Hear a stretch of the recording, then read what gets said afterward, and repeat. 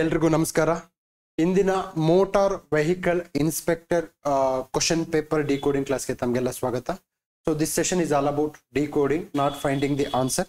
Decoding is the necessary to prepare for any other exams, right from C group to A group. So if you prepare for PSI, ESI, C group, then KS, IS prelims ಗೆ ಸಂಬಂಧಪಟ್ಟ ಹಾಗೆ there is only one format in India and Gandhi is present across the papers. Certain areas are going to come. So ಆ ಏರಿಯಾಗಳು ಯಾವುವು ಅಂತಕ್ಕಂಥದ್ದನ್ನ ನೋಡಬಹುದು. ನಂತರದಲ್ಲಿ ಯಾರು ಈಗ ಕೋಚಿಂಗ್ ತಗೊಳ್ಬೇಕಂತ ಪ್ಲಾನ್ ಮಾಡಿದಿರಲ್ಲ for any other exams so we have a approach class ಅಂತಂದ್ರೆ ಸಿಲೆಬಸ್ ಅನ್ನ ಎಕ್ಸಾಮ್ ಆಂಗಲ್ ಮುಗಿಸ್ಕೊಡ್ತಕ್ಕಂತಹ ಕೆಲಸ ಸ್ಟಾರ್ಟ್ ಮಾಡಿದೀವಿ. ಅದು ಕೋಚಿಂಗ್ ಇನ್ನು ಯಾರು ತೆಗೆದುಕೊಂಡಿಲ್ಲ ಅವ್ರಿಗೆ ಮಾತ್ರ ಅದು ಅಂದ್ರೆ ಅವ್ರಿಗೆ ಜಾಸ್ತಿ ಹೆಲ್ಪ್ ಆಗುತ್ತೆ.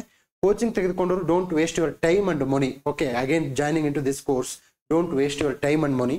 ಕೋಚಿಂಗ್ ತೆಗೆದುಕೊಂಡು ನಾನು 4 ರಿಂದ 5 ಮಾರ್ಕ್ಸ್ ಅಲ್ಲಿ ಮಿಸ್ ಆಗ್ತಾ ಇದ್ದೀನಿ ಪ್ರತಿ ಎಕ್ಸಾಮ್ ಅಲ್ಲಿ ಅಂತಂದ್ರೆ they can join our high yielding topic course ಅಂತೇಳಿ ಸೆಕೆಂಡ್ ಬ್ಯಾಚ್ ಸ್ಟಾರ್ಟ್ ಆಗಿದೆ. ಅದಕ್ಕೆ ಜಾಯ್ನ್ ಆಗ್ಬೋದು. ಇವೆರಡೂ ಇಲ್ದಂಗೂ ತಾವು ಎಕ್ಸಾಮ್ ಕ್ಲಿಯರ್ ಮಾಡ್ಬೋದು, ಅದ್ರಾಗೇನು ತೊಂದರೆ ಇಲ್ಲ. ಇಲ್ಲಿ ಬಂದ್ರೆ ಕ್ಲಿಯರ್ ಆಗುತ್ತೆ ಅಂತಕ್ಕಂಥ ಅಂಶವನ್ನು ನಾವು ಹೇಳಲ್ಲ. But there is one advantage if you join. ಯಾಕಂದ್ರೆ ನನಗೆ I have told many times, ನನ್ನ ಎಲ್ಲ ವಿಡಿಯೋಸ್ ಅಲ್ಲಿ ನೋಡಿದ್ದೀನಿ. If you join, I mean ನೀವೇನಾದರೂ ನಿಮ್ಮ ಕನ್ನಡ ಮಾಧ್ಯಮ, ಕೃಷಿಕ ಹಿನ್ನೆಲೆ, ತದನಂತರದಲ್ಲಿ ಮಧ್ಯಮ ವರ್ಗ, ನಿಮ್ಮ ಹೈಸ್ಕೂಲ್ ಶಿಕ್ಷಣ ತುಂಬಾ ಚೆನ್ನಾಗಿಲ್ಲ, ಅಕಾಡೆಮಿಕ್ಸ್ ತುಂಬಾ ವೀಕ್ ಇದ್ರೆ ಕೋಚಿಂಗ್ ತೆಗೆದುಕೊಂಡ್ರೆ ಹೆಲ್ಪ್ ಆಗುತ್ತೆ. ನೀವು ತುಂಬಾ 96%, 98% ಗೋಲ್ಡ್ ಮೆಡಲಿಸ್ಟು ತುಂಬಾ ಚೆನ್ನಾಗಿದ್ರೆ there is no point to coaching. ಈಗ ನೋಡಿ, ಬಹಳಷ್ಟು ಜನ UPSC ಸಕ್ಸಸ್ಫುಲ್ ಆಗಿರ್ತಾರಲ್ಲ. ಮೊನ್ನೆ ಬೀರ್ದೇವ್ ಅಂತೇಳಿ ನೀವು ಎಲ್ಲ ಟಿವಿಯವರೆಲ್ಲ ಕುರಿ ಕಾಯುವಂತಹ ಒಬ್ಬ ಹುಡುಗ UPSC ಕ್ಲಿಯರ್ ಮಾಡೋದ್ರಿಂದ we really appreciate their success. Rank ಬರೋದು ಅಷ್ಟು ಈಸಿ ಇಲ್ಲ. UPSC ಆ PDF ಲಿಸ್ಟ್ ಅಲ್ಲಿ ಹೆಸರು ತೆಗೆದುಕೊಳ್ಳೋದು ಅಷ್ಟು ಈಸಿ ಇಲ್ಲ, ಐ ನೋ. ಬಟ್ ಅದ್ರ ಜೊತೆಗೆ ಅವ್ರ ವಾಸ್ತವವನ್ನು ಸಹ ಹೇಳ್ಬೇಕಿತ್ತು. ಅವರ ಅಕಾಡೆಮಿಕ್ ಬ್ಯಾಕ್ ಗ್ರೌಂಡ್, ಅವರ ಪುಣೆ ಇಂಜಿನಿಯರಿಂಗ್ ಕಾಲೇಜು, ಅವರ ಒಂದು ಪರ್ಸೆಂಟೇಜ್ಗಳು ನೋಡಿ, ಎಲ್ಲವೂ 96, 98 ಈ ತರ ಇದಾವೆ. ಸೊ ಆ ತರ ಒಂದು ಅಕಾಡೆಮಿಕಲಿ, ಮೆಂಟಲಿ, ಕಾಗ್ನಿಟಿವ್ ಕೆಪಾಸಿಟಿ ಅವರಿಗೆ ಕೋಚಿಂಗ್ ಬೇಕಾಗಲ್ಲ. ನಾನು ಕೋಚಿಂಗ್ ತೆಗೆದುಕೊಳ್ಳಿ ಅಂತ ಯಾರು ಹೇಳಿದೆ ಅಂದ್ರೆ ನನ್ನಷ್ಟು ಅವರೇಜ್ ಇರ್ತಕ್ಕಂಥ ಸ್ಟೂಡೆಂಟ್ಸಿಗೆ ಮಾತ್ರ ಹೇಳ್ತೀನಿ. ಸ್ಪೆಷಲಿ ವಿಶೇಷವಾಗಿ ಉತ್ತರ ಕರ್ನಾಟಕದ ಗ್ರಾಮೀಣ ಪ್ರತಿಭೆಗಳು ಯಾವುದೇ ಕಾರಣಕ್ಕೂ ನಂದು ತಲೆ ಗಟ್ಟಿ ಇದೆ ಅಂತೇಳಿ ಬಂಡೆ ಗುಡ್ಕೊಳಕ್ ಹೋಗ್ಬೇಡಿ. ಸಾಧ್ಯವಾದ್ರೆ ಕೋಚಿಂಗ್ ತೆಗೆದುಕೊಂಡು ಎಕ್ಸಾಮ್ ಕ್ಲಿಯರ್ ಮಾಡ್ಕೊಂಡು ಹೋಗ್ಬಿಡಿ. ಕೋಚಿಂಗ್ ತೆಗೆದುಕೊಂಡು ಎಕ್ಸಾಮ್ ಕ್ಲಿಯರ್ ಮಾಡಿದ್ರೆ ನಮ್ಮನ್ನೇನು ಯಾವುದೋ ತರ ನಮ್ಮನ್ನ ಅರೆಸ್ಟ್ ಮಾಡಿ ಹಾಕಲ್ಲ. Okay, ultimately whether you got success or not, that's all. ಅದು ಬಿಟ್ರೆ ಬೇರೆ ಏನು ಇಲ್ಲ. ಈಗ ಬನ್ನಿ, ಯಾವ ಟಾಪಿಕ್ಸು ಇಂಪಾರ್ಟೆಂಟು ಅಂತ ಡಿಸ್ಕಷನ್ ಮಾಡೋಣ. ನೋಡಿ, governor topic is always important for your exam. Without governor there is no exam at all. So ಗವರ್ನರ್ಗೆ ಸಂಬಂಧಪಟ್ಟ ಹಾಗೆ 360 ಡಿಗ್ರಿ ಆಂಗಲ್ ಅಂತ ತಿಳ್ಕೋಬೇಕು. ಸರ್, ಗವರ್ನರ್ ಬಗ್ಗೆ ಈ ಬುಕ್ಕಲ್ಲಿ ಅದು ಕೊಟ್ಟಿಲ್ಲ, ಆ ಬುಕ್ಕಲ್ಲಿ ಅದು ಕೊಟ್ಟಿಲ್ಲ ಅಂತ ಕೇಳಬಾರ್ದು ನನಗೆ. Either you have to mine through the any websites, Wikipedia, institution material, take any institution material. No doubt ಎಲ್ಲ ಇನ್ಸ್ಟಿಟ್ಯೂಷನ್ಗಳು ಇರೋದು ನಿಮ್ಗೆ ಹೆಲ್ಪ್ ಮಾಡಕ್ಕೆ ಹೊರತು ಆ ಇನ್ಸ್ಟಿಟ್ಯೂಷನ್ ತಗೋಬೇಡಿ, ಈ ಇನ್ಸ್ಟಿಟ್ಯೂಷನ್ ತಗೋಬೇಡಿ ಅಂತ ಯಾವತ್ತೂ ಹೇಳಲ್ಲ. Whatever the good materials is there, you use those material. Governor topic is most important. He submits his resignation letter to the Chief Justice of the state. No, he is going to submit his resignation to the ಯಾರಿಗೆ ಒಂದು president ಕೊಡ್ತಾರೆ. Simple. ಪೊಲಿಟಿಯಲ್ಲಿ ಒಂದು rules ಇದೆ, very simple. ಏನು, ಯಾರಿಂದ appoint ಆಗ್ತಾರೆ ಅವ್ರಿಗೆ resignation ಕೊಡಬೇಕು. ಪ್ರೆಸಿಡೆಂಟ್ ಇಂದ ಅಪಾಯಿಂಟ್ ಆದ್ರೆ ಪ್ರೆಸಿಡೆಂಟ್ ರೆಸಿಗ್ನೇಷನ್ ಕೊಡ್ತಾರೆ. ಓಕೆನಾ? ಸೊ ಇದು ಸಿಂಪಲ್ ಟೆಕ್ನಿಕ್ ಇದು. ಓಕೆ, ಇಲ್ಲಿ ಎ ಹೋಯ್ತು. ಸೊ ಇಲ್ಲಿ ಏನಿದ್ರು B ಮತ್ತು D ಮತ್ತು B, C ಏನಿದೆ, his elements, allowances and privileges are determined by the president. Yes. So ಹೀಗೆ ನಾವೇನ್ ಮಾಡ್ಬೇಕಪ್ಪ ಅಂತಂದ್ರೆ ಇಲ್ಲಿ governor topic is most important. You should take care about governor topic. Without ಇಲ್ಲಿ ಇಂಥ ಕ್ವಶನ್ಸ್ ಏನಾದ್ರು ನೀವು ರಾಂಗ್ ಮಾಡಿದ್ರೆ, ಗವರ್ನರ್ ಟಾಪಿಕ್ ಏನಾದ್ರು ರಾಂಗ್ ಮಾಡಿದ್ರೆ ನೀವು ಯಾವುದೇ ಕಣಕ್ಕೂ ಅಪಾಯಿಂಟ್ ಆಗಲ್ಲ ಎಕ್ಸಾಮ್ಸ್. ಏನಕ್ಕೆ ಅಂತಂದ್ರೆ this is A high yielding topic. ನಾನು ಅದಕ್ಕೆ ಹೇಳ್ತೀನಿ, ಗವರ್ನರ್ ಟಾಪಿಕ್ ನ ಕಂಠಪಟ ಹಾಕಿ. ನಾನು ಅರಿವು ಮ್ಯಾಗಝಿನ್ ಮಾಡ್ಬೇಕಾದ್ರೂ ಹೇಳಿದೀನಿ, ಕಂಠಪಟ ಹಾಕ್ಬೇಕು ಅಂತ ಹೇಳಿದೀನಿ. ನೀವು ಇಲ್ಲೇನಾದ್ರು ತಪ್ಪು ಮಾಡಿದ್ರೆ ತುಂಬಾ ಕಷ್ಟ ಆಗುತ್ತೆ. ಓಕೆ, ಸೊ ಆಲ್ರೆಡಿ CDS ಅಲ್ಲಿ ವಿಚ್ ಆಫ್ ದಿ ನೋಡಿ, ನೀವು ಆರ್ಟಿಕಲ್ 200 ಬಗ್ಗೆ, ಓಕೆ, 2011 ಕೇಳಿದ್ದೇನೆ. ಆರ್ಟಿಕಲ್ 200 ಬಗ್ಗೆ ಕೇಳಿದ್ದೇನೆ. ನೋಡಿ, ಅರ್ಥ ಮಾಡ್ಕೊಳ್ಳಿ. ಆರ್ಟಿಕಲ್ 200 ಮೊನ್ನೆನೂ ಇಶ್ಯೂಸ್ ಅಲ್ಲಿ ಇದೆ. ನಿಮ್ಗೆ ಏನ್ ಅನ್ಸುತ್ತೆ, ಸರ್ ಅದು ಕರೆಂಟ್ ಅಫೇರ್ಸ್ ಇರುತ್ತಲ್ಲ ಅದಕ್ಕೆ ಬಂದಿದೆ ಅಂತ ನಿಮ್ಗೆ ಅನ್ಸುತ್ತೆ. ಆರ್ಟಿಕಲ್ 200 ಏನ್ ಹೇಳುತ್ತೆ ಅಂತಂದ್ರೆ, ರಾಜ್ಯಗಳು ಅಂದ್ರೆ the bills which are sent by the state government are going to be kept for the president for his consideration, for her consideration. ರಾಷ್ಟ್ರಪತಿಯವರ ಅವಗಾಹನೆಗೆ ರಾಜ್ಯಪಾಲರು ಮಸೂದೆಗಳನ್ನು ಇಡುವಂತಹ ಅಧಿಕಾರ ಬಗ್ಗೆ 200 ಹೇಳುತ್ತೆ. ಇದು 200 ಆರ್ಟಿಕಲ್ ಯಾವಾಗ್ಲೂ ಇಂಪಾರ್ಟೆಂಟು. ಇದು ಕರೆಂಟ್ ಅಫೇರ್ಸ್ ಅಲ್ಲಿ ಇರ್ಲಾರ್ದಂಗಿಲ್ಲ. ಏನಕ್ಕೆ ಅಂತಂದ್ರೆ ರಾಜ್ಯ ಸರ್ಕಾರ ಮತ್ತು ರಾಜ್ಯಪಾಲರ ತಿಕ್ಕಾಟ ಬರಕ ಮೂಲ ಕಾರಣನೇ 200. ನಿಮ್ಗೆ ಏನ್ ಅನ್ಸುತ್ತೆ, ಈಗ ಏನಾದ್ರು ಎಕ್ಸಾಮ್ಸ್ ಬಂತಂದ್ರೆ ಸರ್ ಕರೆಂಟ್ ಅಫೇರ್ಸ್ ಅಲ್ಲಿ ಇತ್ತು ಅದಕ್ಕೆ ಬಂದಿದೆ ಅನ್ಸುತ್ತೆ. ಸರ್ ಕರೆಂಟ್ ಅಫೇರ್ಸ್ ಅಲ್ಲಿ ಈಚ್ ಅಂಡ್ ಎವ್ರಿಥಿಂಗ್ ಇರುತ್ತೆ. ಕರೆಂಟ್ ಅಫೇರ್ಸ್ ಅಲ್ಲಿ ಈಚ್ ಅಂಡ್ ಎವ್ರಿಥಿಂಗ್ ಇರುತ್ತೆ. ಅವನ್ನೆಲ್ಲವೂ ಕರೆಂಟ್ ಅಫೇರ್ಸ್ ಅಲ್ಲಿ ಇದೆ, ಕರೆಂಟ್ ಅಫೇರ್ಸ್ ಅಲ್ಲಿ ಇದೆ ಅಂತಂದ್ರೆ it's not going to work. So this is the basic thing which everyone should know. Okay, under Article 200 of the Constitution of India, the Governor of State withhold is assent to a bill passed by the state legislative, preserve the bill passed by the state legislature for consideration of the President, return the bill other than a money bill for reconsideration of the legislature. So Article 200 is the HYT. Article 200 is the high yielding topic. Okay, so ಇಂತಹ high yielding topic ನ ನೀವು ಯಾವುದೇ ಕಾರಣಕ್ಕೂ miss ಮಾಡಬಾರ್ದು. ಇಂತಹ high yielding topic ನ ಯಾವುದೇ ಕಾರಣಕ್ಕೂ ಮಿಸ್ ಮಾಡಬಾರ್ದು. ನೋಡಿ, ಅಗೇನ್ ಅಂಡರ್ Article 200 ಏನಿದೆ, under which of the article Indian Constitution the governor has the power to reserve the bill for the president assent? Yes, ನೋಡಿ Article 200 ಇಲ್ಲಿ ಬಂದಿದೆ. 2017 UP ಟೆಟಲ್ ಬಂದಿದೆ. ಈ ಎಲ್ಲಾ ಕ್ವಶನ್ ಪೇಪರ್ಗಳು ಕೇಂದ್ರ ಸರ್ಕಾರ ಮತ್ತು ರಾಜ್ಯ ಸರ್ಕಾರದ ಎಲ್ಲಾ ಕ್ವಶನ್ ಪೇಪರ್ಗಳು ಅವರು ಒಂದೇ ವಂಶದ ಅಣ್ಣ ತಮ್ಮಂದಿರು. ಆ ಅಣ್ಣ ತಮ್ಮಂದಿರ ಬಗ್ಗೆ ನಾವು ಅಧ್ಯಯನ ಮಾಡಬೇಕು. ಓಕೆನಾ? ಪ್ರತಿ ದಿವಸ ಬೆಳಗ್ಗೆ ನೀವು ಒಂದು ಹೋಮ್ ವರ್ಕ್ ಮಾಡ್ಕೊಂಡ್ಬಿಡಿ. ಅಂದ್ರೆ ಹೋಮ್ ವರ್ಕ್ ನಮ್ಮ HYT ಬರುತ್ತೆ. ಪ್ರತಿ ದಿವಸ ಎದ್ದೇಳತ್ತೆ ಒಂದು ಕ್ವಶನ್ ಪೇಪರ್ ಸ್ಟಾರ್ಟ್. ಅದೇ ಬುಕ್ ಓದ್ಬೇಡಿ, ಫ್ರಸ್ಟ್ರೇಷನ್ ಆಗ್ತೀರಾ. ಲೈಬ್ರರಿಲಿ ಕುಂತು ಅದೇ ವಾತಾವರಣದಲ್ಲಿ ಅದೇ ಬುಕ್ ಓದಿ ಮೈಂಡ್ ಏನಾಗುತ್ತೆ, ಏನು ವರ್ಕ್ ಆಗಲ್ಲ. ಈಗ ಪ್ರತಿ ದಿವಸ ಒಂದೇ ತರ ಟೀ ಕುಡಿದ್ರೆ ಟೀ ಟೇಸ್ಟೇ ಹೋಗ್ಬಿಡುತ್ತೆ. ಸೊ ತಾವೇನ್ ಮಾಡ್ಬೇಕಂತಂದ್ರೆ ಬೆಳಗ್ಗೆ ಎದ್ದೇಳತ್ತೆ ಒಂದು ಕ್ವಶನ್ ಪೇಪರ್ ತಗೋಬೇಕು, ಬಿಡಿಸ್ಬೇಕು. ಯಾವ question paper? Again government institution question paper. Government institution question paper. Okay, what happens if the chief minister loses the confidence of the assembly? ಬಹಳ ಒಳ್ಳೆ ಕ್ವಶನ್ ಇದು. ಇಂತೆಲ್ಲ ಮೈಂಡ್ ಅಪ್ಲೈ ಮಾಡ್ಬೇಕಾಗುತ್ತೆ. Okay, so he has to submit his resignation. Yes, no doubt in that. Chief ministers ತಾವೇನಾದ್ರೂ ವಿಶ್ವಾಸವನ್ನ ಕಳ್ಕೊಂಡಾಗ ಅವರು ಖಂಡಿತವಾಗಿ ಏನ್ ಮಾಡ್ಬೇಕು, he has to submit his resignation. Dissolve the assembly? No, ಇದಾಗಲ್ಲ. Dissolve the assembly ಆಗಲ್ಲ. For example, ನಮ್ಮ ಮಾಜಿ ಮುಖ್ಯಮಂತ್ರಿ ಯಡಿಯೂರಪ್ಪ ಅವರು ಕಾನ್ಫಿಡೆನ್ಸ್ ಕಳ್ಕೊಂಡಾಗ ಅಸೆಂಬ್ಲಿ ಡಿಸಾಲ್ವ್ ಆಗಿಲ್ಲ. ಕುಮಾರಸ್ವಾಮಿ ಅವರು ಏನಾದ್ರು ಮುಖ್ಯಮಂತ್ರಿ ಆದ್ರು. Imposition of president rule, it is not so. ಯಾವಾಗ್ಲೂ ಈ ತರ ಆಗುತ್ತೆ ಅಂತ ನಾನು ಹೇಳಲ್ಲ. ಪ್ರೆಸಿಡೆಂಟ್ ರೂಲ್ ಇಂಪೋಸ್ ಮಾಡ್ತಾರಂತ ಹೇಳಲ್ಲ. ನೋಡಿ, ಒಂದು ಚೀಫ್ ಮಿನಿಸ್ಟರು ಕಾನ್ಫಿಡೆನ್ಸ್ ಕಳ್ಕೊಂಡು ರೆಸಿಗ್ನೇಷನ್ ಕೊಟ್ರಂತಂದ್ರೆ governor is going to make a things. ಯಾರಾದ್ರೂ ಬರ್ತೀರಪ್ಪ, ಬನ್ನಿ CM ಆಗು, ಬಂದು ಇದು ಮಾಡು, ಏನು ನಿನ್ನ ಕಾನ್ಫಿಡೆನ್ಸ್ ಮೋಷನ್ ಪಾಸ್ ಮಾಡ್ಕೊ, ಅನುಮೋದನೆ ತೆಗೆದುಕೊಂಡ್ ಬರ್ತಾರೆ. ಯಾರು ಬರಲಿಲ್ಲ ಅಂತಂದ್ರೆ then he will impose president rule after 6 months, minimum 6 months, maximum 3 years. ಅದಾದ್ಮೇಲೆ ಮತ್ತೆ state government is going to for general election, ಸಾರ್ವಜನಿಕ ಒಂದು ಇದು ಚುನಾವಣೆಗೆ ಹೋಗುತ್ತೆ. ಓಕೆನಾ? ಸೊ ಇವು ಪೊಲಿಟಿ ಕ್ವಶನ್ಸ್. ಇಂಥವನ್ನೆಲ್ಲ ನಾವು ಇದು ಮಾಡಬೇಕು. ಸೊ ಇಂಥಲ್ಲೆಲ್ಲ ಈ ಒಂದು ಪ್ರೆಸಿಡೆಂಟ್ ರೂಲ್ ನೋಡಿ, president rule is key component. President rule article 356 very very very important. Okay, next president rule ಬಗ್ಗೆ ಕ್ವಶನ್ ಬರುತ್ತೆ. Sarkaria commission, Punchhi commission, SR Bommai ಪ್ರಕರಣ, ಇವೆಲ್ಲವೂ ನಿಮ್ಮ ಎಕ್ಸಾಮ್ಸ್ಗೆ important. Fine. Total percentage of small land holdings in India is? Yes, ಏನ್ ಮಾಡ್ಬೇಕು sir ಇದಕ್ಕೆ question? What we can do? ಈ ಕ್ವಶನ್ಸ್ ನೋಡಿ, ನಮ್ಮ ಇದು ಡಿಕೋಡಿಂಗ್ ಕ್ವಶನ್ಸ್ ಅಲ್ಲಿ ಇದು ಬಹಳ ಇಂಪಾರ್ಟೆಂಟ್. ಮೇ ಬಿ ಬೇರೆಯವರು ಆನ್ಸರ್ಸ್ ಹುಡುಕ್ಬಹುದು. ನಾನು ಇದಕ್ಕೆ ಪರ್ಪಸ್ಫುಲಿ ಆನ್ಸರ್ಸ್ ಹುಡುಕಕ್ಕೆ ಹೋಗ್ಲಿಲ್ಲ. ಯಾಕೆ ಅಂತಂದ್ರೆ ಇದು ನಾವು ಕ್ವಶನ್ ಟಚ್ ಮಾಡಬಾರ್ದು. ಏನಕ್ಕೆ ಅಂತಂದ್ರೆ ಇದು ಕಂಪ್ಲೀಟ್ ನಮ್ಗೆ ಏನು ಐಡಿಯಾ ಇಲ್ಲ.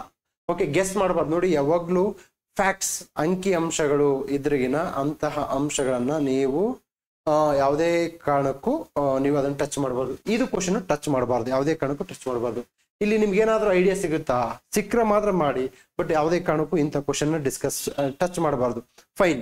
ನಂತರದಲ್ಲಿ ಯಾವಾಗ ಟಚ್ ಮಾಡ್ಬೇಕು ಅಂತ ಕೇಳಿದ್ರೆ ನೀವೇನ್ ಮಾಡ್ಬೇಕು ಅಂತಂದ್ರೆ, ನೀವು number of questions if you attend below 70 attend ಮಾಡಿದಾಗ ಒಂದು ತಿಳ್ಕೊಂಬಿಡಿ, ಒಂದು ರೂಲ್ಸ್ ಬರ್ಕೊಂಬಿಡಿ, ನೋಟ್ ಮಾಡ್ಕೊಳ್ಳಿ. ಬರೀ ವಿಡಿಯೋ ನೋಡೋದಲ್ಲ, ನೋಟ್ ಮಾಡ್ಕೊಳ್ಳಿ. ಏನಕ್ಕೆ ಅಂತಂದ್ರೆ it is not a like ಸುಮ್ಮನೆ ಜನರಲ್ ಡಿಸ್ಕಷನ್ ಅಲ್ಲ. ನಾವು ಇಲ್ಲಿ you are discussing about life.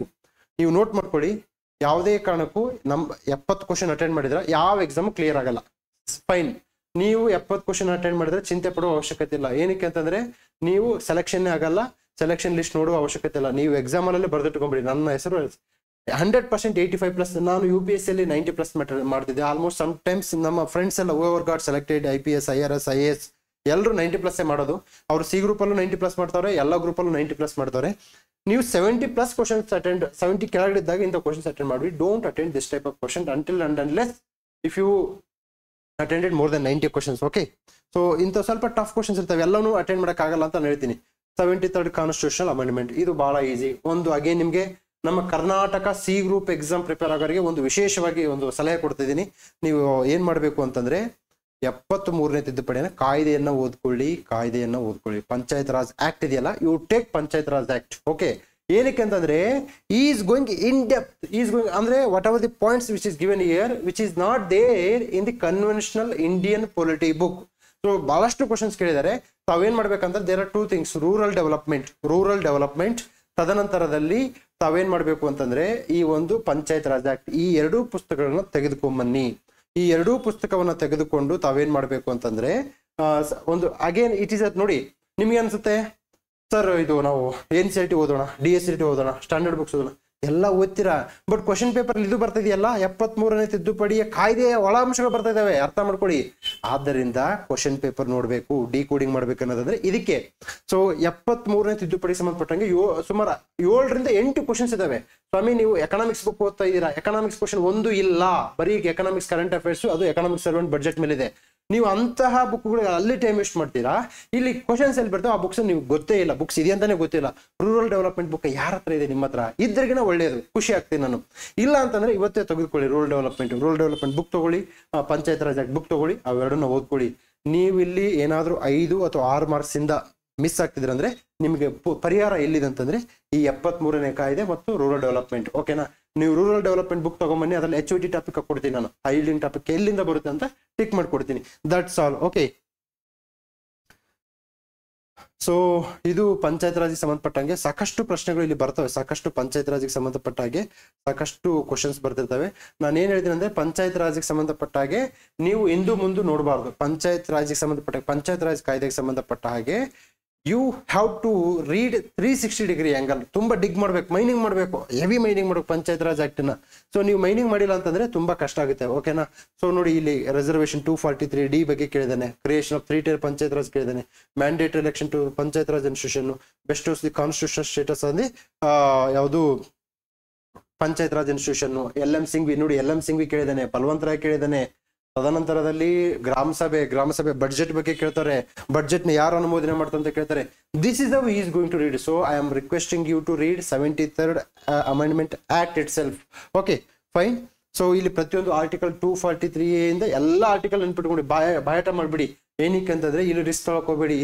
ಇದು ಒಂದು ಮೆಕ್ಕಲು ಮಣ್ಣು, ಯಾವುದು 73ನೇ ಕಾಯ್ದೆ ಮತ್ತು ರೂರಲ್ ಡೆವಲಪ್ಮೆಂಟ್, ಅದು ಮೆಕ್ಕಲು ಮಣ್ಣು, ಅಲ್ಲಿ ಏನಾದ್ರೂ ಬಿತ್ತಿ ಏನಾದ್ರೂ ಬೆಳ್ಕೋಬಹುದು. ಓಕೆ,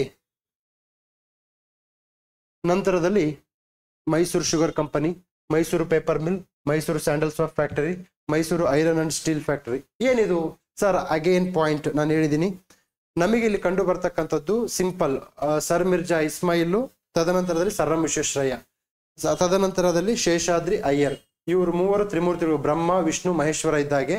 ಈ ತ್ರಿಮೂರ್ತಿಗಳ ಬಗ್ಗೆ ನಿಮಗೆ ಸರಿಯಾಗಿ ಗೊತ್ತಿರಬೇಕು. ನಿಮ್ಗೆ ಈ ತ್ರಿಮೂರ್ತಿಗಳ ಬಗ್ಗೆ ಗೊತ್ತಿಲ್ಲ ಅಂತಂದ್ರೆ ತುಂಬಾ ಕಷ್ಟ ಆಗುತ್ತೆ. ಓಕೆನಾ, ನೋಡಿ ಇವರು ಇಲ್ಲಿ ಕೊಟ್ಟಿರೋದೆಲ್ಲ ಏನು, ಸರ್ ಮಿರ್ಜಾ ಇಸ್ಮಾಯಿಲ್ ಮತ್ತೆ sir M Visvesvaraya. Sir M Visvesvaraya ನಮ್ಗೆ ಬರ್ತಕ್ಕಂಥದ್ದು ಯಾವುದು? 1918. 1918ರಲ್ಲಿ ನಮ್ಗೆ ಬರ್ತದ್ದು Mysore sandal soap factory. Mysore sandal soap factory ಇದೆಯಲ್ಲ, ಇದು ಮೋಸ್ಟ್ ಇಂಪಾರ್ಟೆಂಟ್. ಅಂದ್ರೆ ನೀವೇನ್ ಮಾಡ್ಬೇಕು, ಸರ್ ಎಂ ವಿಶ್ವೇಶ್ವರಯ್ಯ ಅವರ ಸಾಧನೆಗಳು, ಸರ್ ಮಿರ್ಜಾ ಇಸ್ಮಾಯಿಲ್ ಅವರ ಸಾಧನೆಗಳು, ಮತ್ತೆ ಶೇಷಾದ್ರಿ ಅಯ್ಯರ್. ನಮಗೀಗ ಶೇಷಾದ್ರಿಪುರಂ ಇದೆಯಲ್ಲ, ಅವ್ರ ಹೆಸರು ಅಲ್ಲಿಂದನೇ ಬಂದಿದೆ, ಶೇಷಾದ್ರಿಪುರಂ. ನೋಡಿ, ಒಬ್ಬ ವ್ಯಕ್ತಿ ದಿವಾನರ ಹೆಸರನ್ನು ನಾವು ಅಲ್ಲಿ ಶೇಷಾದ್ರಿಪುರಂ ಇಟ್ಟಿರೋ ಅಂದ್ರೆ ಅವರ ಸಾಧನೆಗಳನ್ನ ಅರ್ಥ ಮಾಡ್ಕೋಬೇಕು. ಓಕೆನಾ, ಇವ್ರು 3 ಬ್ರಹ್ಮ ವಿಷ್ಣು ಮಹೇಶ್ವರ ತರ, ಇವರ ಈಚ್ ಅಂಡ್ ಎವರಿ ಸಾಧನೆಗಳನ್ನ ಇಸ್ವಿ ಸಮೇತ ನೆನ್ಪಿಡಿ. ಮೊನ್ನೆ KS ಅಲ್ಲೂ ಕೇಳಿದಾರೆ ಅವ್ರನ್ನ, AC ಸ್ಯಾಟ್ ಮೇನ್ಸ್ ಅಲ್ಲಿ ಕೇಳಿದಾರೆ, AC ಸ್ಯಾಟ್ ಮೇನ್ಸ್ ಅಲ್ಲಿ sir Mirza Ismail, sir M Visvesvaraya ಕೇಳಿದಾರೆ, ಅವರು ಇಲ್ಲಿಗೆ ಬರ್ತಾರೆ. ನೋಡಿ, Mysuru sandal 1918 B3. Okay, so B3 ಇಲ್ಲಿದೆ. Next Mysuru iron and steel factory 1923 A4. Okay, A4 ಇಲ್ಲಿದೆ, 2 ಇಲ್ಲಿದೆ, A4 ಇಲ್ಲಿದೆ, B3 ಇಲ್ಲಿದೆ. ತದನಂತರದಲ್ಲಿ ಮೈಸೂರು ಶುಗರ್ ಕಂಪನಿ, ಮಂಡ್ಯದಲ್ಲಿ ಶುಗರ್ ಕಂಪನಿ ಮಾಡ್ತಕ್ಕಂಥದ್ದು ಯಾರು? ಇವರೇ, ಅವರು ಸರ್ ಮಿರ್ಜಾ ಇಸ್ಮಾಯಿಲ್ ಅವರೇ. ಸಾಕಷ್ಟು ಪಿಂಗಾಣಿ ಕಾರ್ಖಾನೆ ಮಾಡ್ತಾರೆ, HAL ಮಾಡ್ತಾರೆ. HAL ಮಾಡಿದ್ದಾರು ನಮ್ಮ ಸರ್ ಮಿರ್ಜಾ ಇಸ್ಮಾಯಿಲ್. ಓಕೆನಾ, ತದನಂತರ ಗಣಪತಿ ಗಲಾಟೆ ಆಗುತ್ತೆ, ಇದು ದುಂಡು ಮೇಜಿನ ಸಭೆಗೆ ಹೋಗ್ತಾರೆ. ಇಲ್ಲಿ ನೀವು ನೋಡಿ, ಕಾಂತರಾಜರಸ್ನ ಓದಬೇಡಿ. ಯಾಕಂತಂದ್ರೆ ಅವರು ಜಸ್ಟ್ ಹಿಂದುಳಿದ ವರ್ಗದವ್ರು ಅಂದ್ಬಿಟ್ಟು ಬೇರೆ ಏನು ಸಾಧನೆ ಇಲ್ಲ. ಅಂದ್ರೆ ಎಕ್ಸಾಮ್ಸ್ ಇಂಪಾರ್ಟೆಂಟ್ ಅಲ್ಲ. ಅವರು ಎಷ್ಟು ಮಹತ್ವ ಐತಿಹಾಸಿಕವಾಗಿ ಪಡ್ಕೊಂಡ್ರು ನನಗೆ ಗೊತ್ತಿಲ್ಲ. ನನಗೇನು ಎಕ್ಸಾಮ್ ಪಾಯಿಂಟ್ ಆಫ್ ನಿಂದ ಅವ್ರು ಇಂಪಾರ್ಟೆಂಟ್ ಅಲ್ಲ. ನೋಡಿ ಮೊನ್ನೆ KS 2000 ಮೊನ್ನೆ ನಡೆದಂತಹ ಮೇನ್ಸ್ ಅಲ್ಲಿ ದೇವರಾಜ್ ಅರಸು ಅವ್ರ ಬಗ್ಗೆ ಕೇಳಿದ್ದಾರೆ. See because Devaraj Arasu not only important from the polity and history, is important from KS angle also. Devaraj Arasu repeated 2014 ಅಲ್ಲಿ ಬಂದ್ರು, 2025 ಅಲ್ಲೂ ಬಂದ್ರು.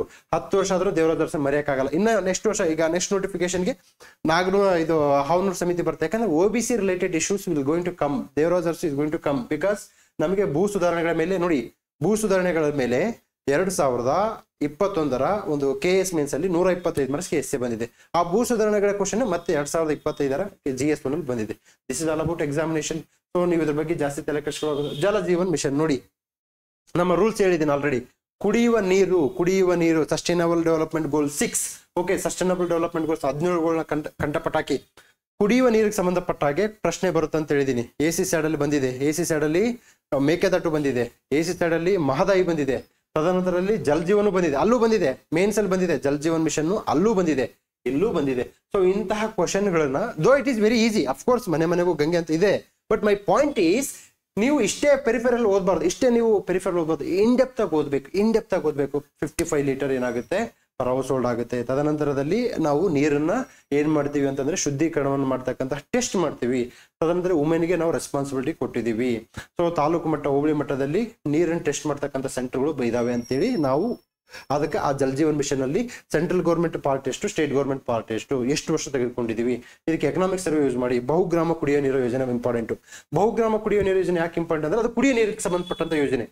ಅದೇನಾಗುತ್ತೆ, ರಾಯಚೂರು, ಯಾದಗಿರಿ, ಕಲಬುರ್ಗಿಯಲ್ಲಿ ಕಂಡು ಬರುತ್ತೆ. ಯಾಕಂತಂದ್ರೆ ಅಲ್ಲಿ ಆರ್ಸೆನಿಕ್ ವಾಟರ್ ಇದೆ. ಈ ನಿಟ್ಟಿನಲ್ಲಿ ಆ ಒಂದು ಮಲಿನ ರಹಿತವಾದಂತಹ ವಾಟರ್ ನ ಇದು ಮಾಡಬೇಕಾಗಿ ಏನ್ ಮಾಡ್ತಾರೆ, ಬಹುಗ್ರಾಮ ಕುಡಿಯೋ ನೀರು ಯೋಜನೆ ಆಗುತ್ತೆ. ಸೊ ನೆಕ್ಸ್ಟ್ ನೀವು ನೋಟ್ ಮಾಡ್ಕೊಳ್ಳಿ, note down in the point. ಕುಡಿಯುವ ನೀರಿಗೆ ಸಂಬಂಧ, ಈಗ UPSC ನೋಡಿ, ಈಗ ಕ್ವಶನ್ ಹೇಳಿದೆ ನೋಡಿ, ಈಗ ಇತ್ತೀಚೆಗೆ ಈಗ UPSC ಪ್ರಿಲಿಮ್ಸ್ ಕ್ವಶನ್ ಬರ್ತಾ ಇದೆ. UPSC ಪ್ರಿಲಿಮ್ಸ್ ಎಕ್ಸಾಮ್ ನಡೀತಾ ಇದೆ. ಕಂಪಲ್ಸರಿ ಹೇಳ್ತೀನಿ, ಒಂದು schemes related to the health, education, rural development, agriculture and women ದೇವಮಾನವತೆ ಅಂತ ಹೇಳ್ತೀನಿ ನಾನು. SC ST ವುಮೆನ್ ಇವರು ದೇವಮಾನವರು. ಏನಕ್ಕಂತಂದ್ರೆ ಎಕ್ಸಾಮ್ ಅಲ್ಲಿ ಬರ್ತಾರೆ. ಇವ್ರ ಬಗ್ಗೆ ಚೆನ್ನಾಗಿ ಓದ್ಕೊಂಡ್ರೆ ಇವರು ನಮ್ಮನ್ನು ರಕ್ಷಣೆ ಮಾಡ್ತಾರೆ. ಅದಕ್ಕೆ ದೇವರು ನಮ್ಮನ್ನು ಕಾಪಾಡೋರು ದೇವರು. ಸೊ ದೇವರು ಇರ್ತಕ್ಕಂತಹ ಟಾಪಿಕ್ ಯಾವುದು ಅಂತ ಟಾಪಿಕ್ ಗಳೆಲ್ಲ ಮೆನ್ಷನ್ ಮಾಡಿದೀವಿ. ಇಷ್ಟೇ ಸ್ಕೀಮ್ಸ್ ಬಂದೇ ಬರುತ್ತೆ. ಓಕೆ, ಅದ್ರಾಗೇನು ಡೌಟೇ ಇಲ್ಲ. ಫೈನ್. ಸೊ ಕುಡಿಯುವ ನೀರಿನ ಯೋಜನೆಗಳ ಬಗ್ಗೆ ನೀವು ಯಾವುದೇ ಎಕ್ಸಾಮ್ ಪ್ರಿಪೇರ್ ಆಗಿ in depth, no confusion, only clarity. Fine. Which of the following pair is not correctly matched? ನೋಡಿ, ಫೈನಾನ್ಸ್ ಕಮಿಷನ್ ನನ್ನ HYT ಟಾಪಿಕ್ ಅಲ್ಲಿ, ಹೈ ಯೀಲ್ಡಿಂಗ್ ಟಾಪಿಕ್ಸ್ ಅಲ್ಲಿ ನಾವು ಆಲ್ರೆಡಿ ಏನ್ ಮಾಡಿದ್ದೀನಿ, ಈ 5ನೇ ಹಣಕಾಸು ಆಯೋಗ, ಅದರ ಶಿಫಾರಸ್ಸುಗಳು, ಅದರಿಂದ ಆಗ್ತಕ್ಕಂತಹ ಪರಿಣಾಮಗಳು ಎಷ್ಟು, 49% of the state resource, how it is distributed between the different local institutions. Okay, Narayana Swamy ಅವರು ಇದನ್ನ ಇಂಪ್ಲಿಮೆಂಟ್ ಮಾಡ್ತಾರಾ ಇಲ್ವಾ? ತದನಂತರ 243I, 243Y. ಓಕೆ, ಹಣಕಾಸು ಆಯೋಗಗಳು ಬಹಳ ಇಂಪಾರ್ಟೆಂಟು. ನೀವು ಇಡೀ ಕರ್ನಾಟಕದ ಎಲ್ಲ ಆಯೋಗಗಳು ನೆನ್ಪಿಟ್ರೆ ನೀವು ಏನಾಗುತ್ತೆ, ಇಲ್ಲೇ ಧಾರವಾಡ ಮತ್ತೆ ಬೆಂಗಳೂರಲ್ಲಿ ಮಣ್ಣನ್ನು ಹೊರ್ತೀರಾ. ಅದು ಆಗಬಾರ್ದು. ಇದು ಹೈಲೈಟ್ ಟಾಪಿಕ್, ಹಣಕಾಸು ಆಯೋಗ. ನೋಡಿ, KS GS2 ಅಲ್ಲಿ 15ನೇ ಹಣಕಾಸು ಆಯೋಗ, ಅದರಿಂದ ಉಂಟಾದಂತಹ ಪರಿಣಾಮಗಳ ಬಗ್ಗೆ ಕೇಳಿದ್ದಾರೆ. ಓಕೆ, ಇಲ್ಲೂ ಹಣಕಾಸು ಆಯೋಗ ಕೇಳಿದ್ದಾರೆ. ಆದ್ದರಿಂದ ಹಣಕಾಸು ಆಯೋಗಗಳಿಗೆ ಸಂಬಂಧಪಟ್ಟ ಹಾಗೆ ನೀವೇನ್ ಮಾಡಬೇಕು, ಚೆನ್ನಾಗಿ ಮಾಹಿತಿಯನ್ನು ತಿಳಿದುಕೊಳ್ಬೇಕು. ತದನಂತರದಲ್ಲಿ ಇನ್ಡೆಪ್ತ್ ಮಾಹಿತಿ ಇರಬೇಕು. ಅವ್ರು ಯಾವುದೇ ಲೆವೆಲ್ ಕೇಳಿ, ಇಲ್ಲಿ ಏನ್ ಕೇಳಿದ್ದಾರೆ, 3rd ಫೈನಾನ್ಸ್ ಕಮಿಷನ್ ಇಲ್ಲ, ಇದು 5th ಸಿ ನಾರಾಯಣ ಸ್ವಾಮಿ, ಇದು ರಾಂಗ್ ಇದೆ. 3rd, okay, so 3rd wrong ಇದೆ. ಫೈನ್. ಸೊ ನಮ್ಗೆ ಏನಾಗಿತ್ತು ಅಂದ್ರೆ ನಾಟ್ ಕರೆಕ್ಟ್ ಅಂತ ಕೇಳಿದೆ. That is not correct, C Narayana Swami. But ನೀವು KSC ಪ್ರಿಪೇರ್ ಆಗೋರು ಇಲ್ಲಿಗೆ ಸ್ಟಾಪ್ ಮಾಡಬಾರ್ದು. KSC ಪ್ರಿಪೇರ್ ಇದು ಕೊಟ್ಟಂತಹ ಶಿಫಾರಸ್ಸುಗಳು ಏನು, BBMPಗೆ 1% ಅನುದಾನ ಕೊಟ್ಟಿದೆ. ಸೊ 1% ರಿಸೋರ್ಸ್ BBMPಗೆ ಆಗುತ್ತಾ ಇಲ್ವಾ ಅನಾಲಿಸಿಸ್ ಮಾಡಬೇಕು. This analysis is going to helpful for KS mains. ಬರೀ ಅದು ಎಷ್ಟು ಕೊಟ್ಟಿದೆ, 1% BBMPಗೆ, ತದನಂತರದಲ್ಲಿ 49% ಟೋಟಲ್ ಗ್ರಾಮೀಣ ಸ್ಥಳೀಯ ಸಂಸ್ಥೆಗಳಿಗೆ ಕೊಟ್ಟಿದೆ. ಅವಾಗ ಏನಾಗುತ್ತೆ, ಅದು C ಗ್ರೂಪ್ಗೆ, ಯಾರಿಗೆ ಎಷ್ಟು ಪರ್ಸೆಂಟ್ ಅಂತಕ್ಕಂಥ C ಗ್ರೂಪ್ಗೆ. ಇದು state finance commission case important. ನೀವು central government article 280, 275, 282 with articles ಬರೀಬೇಕು. ಅದು ನಿಮ್ಗೆ IAS ಮೇನ್ಸ್ ಹೆಲ್ಪ್ ಆಗುತ್ತೆ. Damn sure. ಈಗ IAS ಮೇನ್ಸ್ ಎಕ್ಸಾಮ್ಸ್ಗೆ ಫೈನಾನ್ಸ್ ಕಮಿಷನ್ ರಿಲೇಟೆಡ್, ಕೋಆಪರೇಟಿವ್, ನಾನು ಹೇಳಿದ್ದೀನಿ ಕೋಆಪರೇಟಿವ್ ಫೆಡರಲಿಸಮ್ ಬಹಳ ಇಂಪಾರ್ಟೆಂಟ್. ಅವು ಬಂದೇ ಬರುತ್ತೆ ರೀ. Okay, fine. ಎಸ್, ಇದು ಕತೆ. ಈ ಕತೆ ನೋಡೋಣ ಬನ್ನಿ. Arrange the following rivers following in Karnataka north from north south. Sir ಬರ್ಕೊಂಬಿಡಿ ಒಂದು ಮಂತ್ರ. ಏನಿದು? ಎಸ್, ಶಾಂತಪ್ಪ ಮಾರ್ಗ. ಯಾವ ಮಾರ್ಗ? ಶಾಂತಪ್ಪ ಮಾರ್ಗದ ಏನು? ಸಿಂಪಲ್, ಎಲ್ಲ ನದಿಗಳು ಕರ್ನಾಟಕದಾಗ ಏರ ನದಿಗಳು. ಸೊ ಸಣ್ಣ ಪುಟ್ಟ ನದಿಗಳು, ವಿಶೇಷವಾಗಿ ವೆಸ್ಟ್ ಫ್ಲೋಯಿಂಗ್. ನೋಡಿ ಈ ಕಾಳಿ ರಿವರ್ ಇದೆಯಲ್ಲ, ಈ ಕಾಳಿ ರಿವರ್ ಇಂದಾಗೆ ಕರ್ನಾಟಕದ ಯಾವ ಕ್ವಶನ್ ಪೇಪರ್ ತಯಾರಾಗಲ್ಲ ಅಂತ ನನಗೆ ಅನ್ನಿಸ್ತಾ ಇದೆ. Okay, Kali river north south north angle ಇಂದ ನಾವು ಏನ್ ಮಾಡ್ಬೇಕು, ತಿಳ್ಕೊಬೇಕಾಗುತ್ತೆ. ಇಲ್ಲಿ ನಮ್ಗೆ ಕನ್ಫ್ಯೂಸ್ ಆಗೋದು ಇದು ಉದಯಾವಾರ ಅಂತ ಇದೆ, ಬಡ್ತಿ Netravati Sharavati. So my point is, ನೀವು north to south, east to west ಹಿಂಗ್ ನೆನ್ಪಿಡ್ಬೇಕು. ಓಕೆನಾ, ನಾರ್ತ್ ಟು ಸೌತ್ ನೆನ್ಪಿಡ್ಬೇಕು, ಈಸ್ಟ್ ಟು ವೆಸ್ಟ್. ಈ ಕ್ವಶನ್ ಪೇಪರ್ ನೋಡಿದಾಗ ಗೊತ್ತಾಗುತ್ತೆ ನಮ್ಗೆ ಈ ಆಂಗಲ್ ಇಂದನು ಕೇಳ್ತಾನೆ ಅಂತೇಳಿ. ಆಲ್ರೆಡಿ ಈ ಫಾರ್ಮೆಟ್ ಅಲ್ಲಿ ನಾರ್ತ್ ಟು ಸೌತ್ ಕೇಳಿದಾನೆ, ಈಸ್ಟ್ ಟು ವೆಸ್ಟ್ ಕೇಳಿದಾನೆ. ಓಕೆ ನೋಡಿ, ನಾವು ಆಲ್ರೆಡಿ ನಮ್ಮ ಹೈ ಯೀಲ್ಡಿಂಗ್ ಟಾಪಿಕ್ಸ್ ಅಲ್ಲಿ ಈ ತರ ವರ್ಕ್ ಮಾಡಿಸಿದ್ದೀನಿ. ಸ್ಟೂಡೆಂಟ್ಸೇ ವರ್ಕ್ ಮಾಡಿರೋದು. ಓಕೆ, ಸ್ಟೂಡೆಂಟ್ಸೇ ವರ್ಕ್ ಮಾಡಿದ್ದಾರೆ. ವಿತ್ ಮ್ಯಾಪ್ ಹಾಕೋಬೇಕು. ಇವು ಏನಾಗುತ್ತೆ, ಮ್ಯಾಪ್ ವರ್ಕ್ನ ಮ್ಯಾಪಲ್ಲೇ ಮಾಡ್ಬೇಕು, ಅದನ್ನೇ ಮ್ಯಾಪ್ ವರ್ಕ್ ಅಂತಾರೆ.